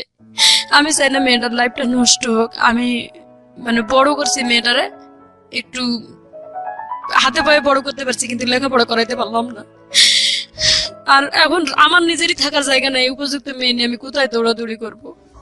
আমার আসলে বলার কিছু নাই। আজকে আমি একটা জিনিস বলি আপনাদেরকে, প্রিয় শ্রোতা, অনুষ্ঠানটা আনইন্টারাপ্টেড শুনেছি, শুধু বিরতি নিয়েছি, বিরতি থেকে ফিরে এসেছি। এই মানুষগুলা খুব ভালো লাগে, মানে যখন আসে আমার কাছে এসে বলে যে ভাইয়া আপনাকে খুঁজতেছিলাম, কিছু গল্প বলার জন্য আসছি, আপনাকে দেখে মনটা ভালো হয়ে গেছে। আমি জানি না কেন তারা আমাকে এতটা মানে আস্থার জায়গায় মনে করেন। তবে এটা ঠিক যে লাস্ট 8 বছরে আমি রেডিওতে যে ধরনের শো করেছি, শুধু এই ধরনের মানুষদেরকে নিয়েই করেছি।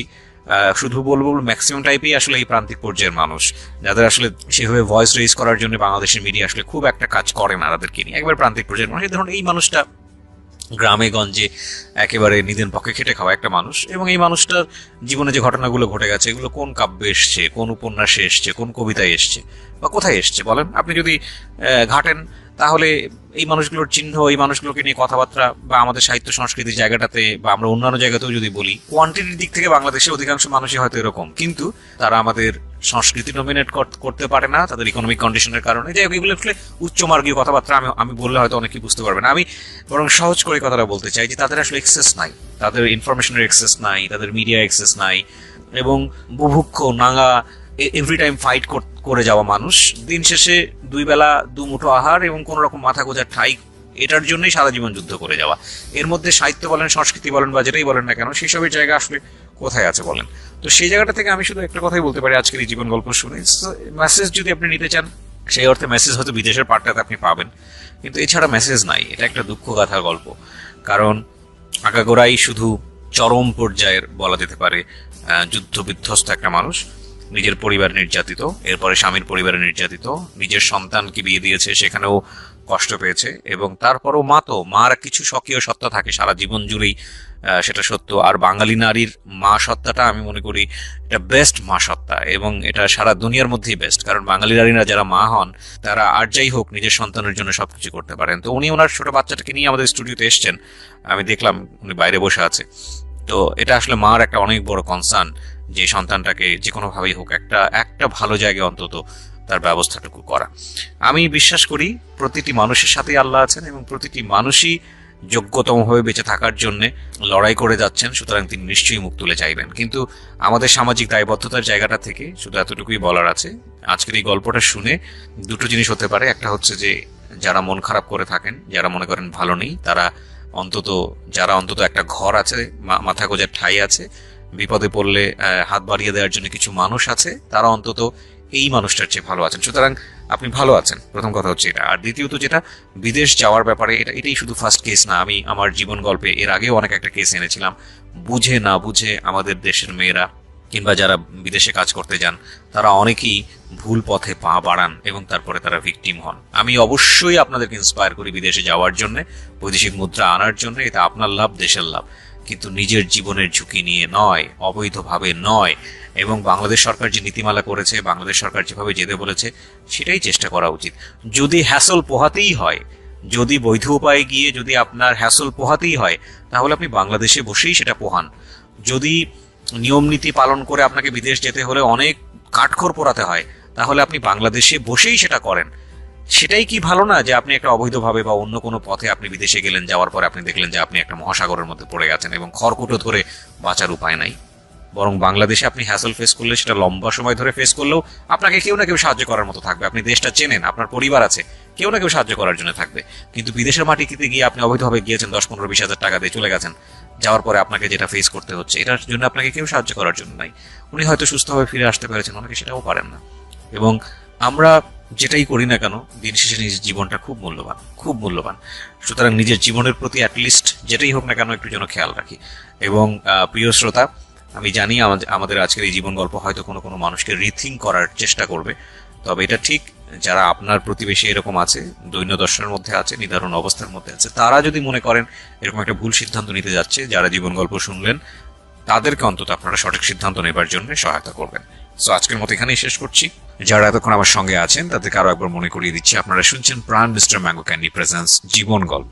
ভালো থাকুন সবাই, এবং আমাদের এই বোনটি যিনি এসেছিলেন জীবন গল্পে, তার জন্য অনেক অনেক শুভকামনা থাকছে।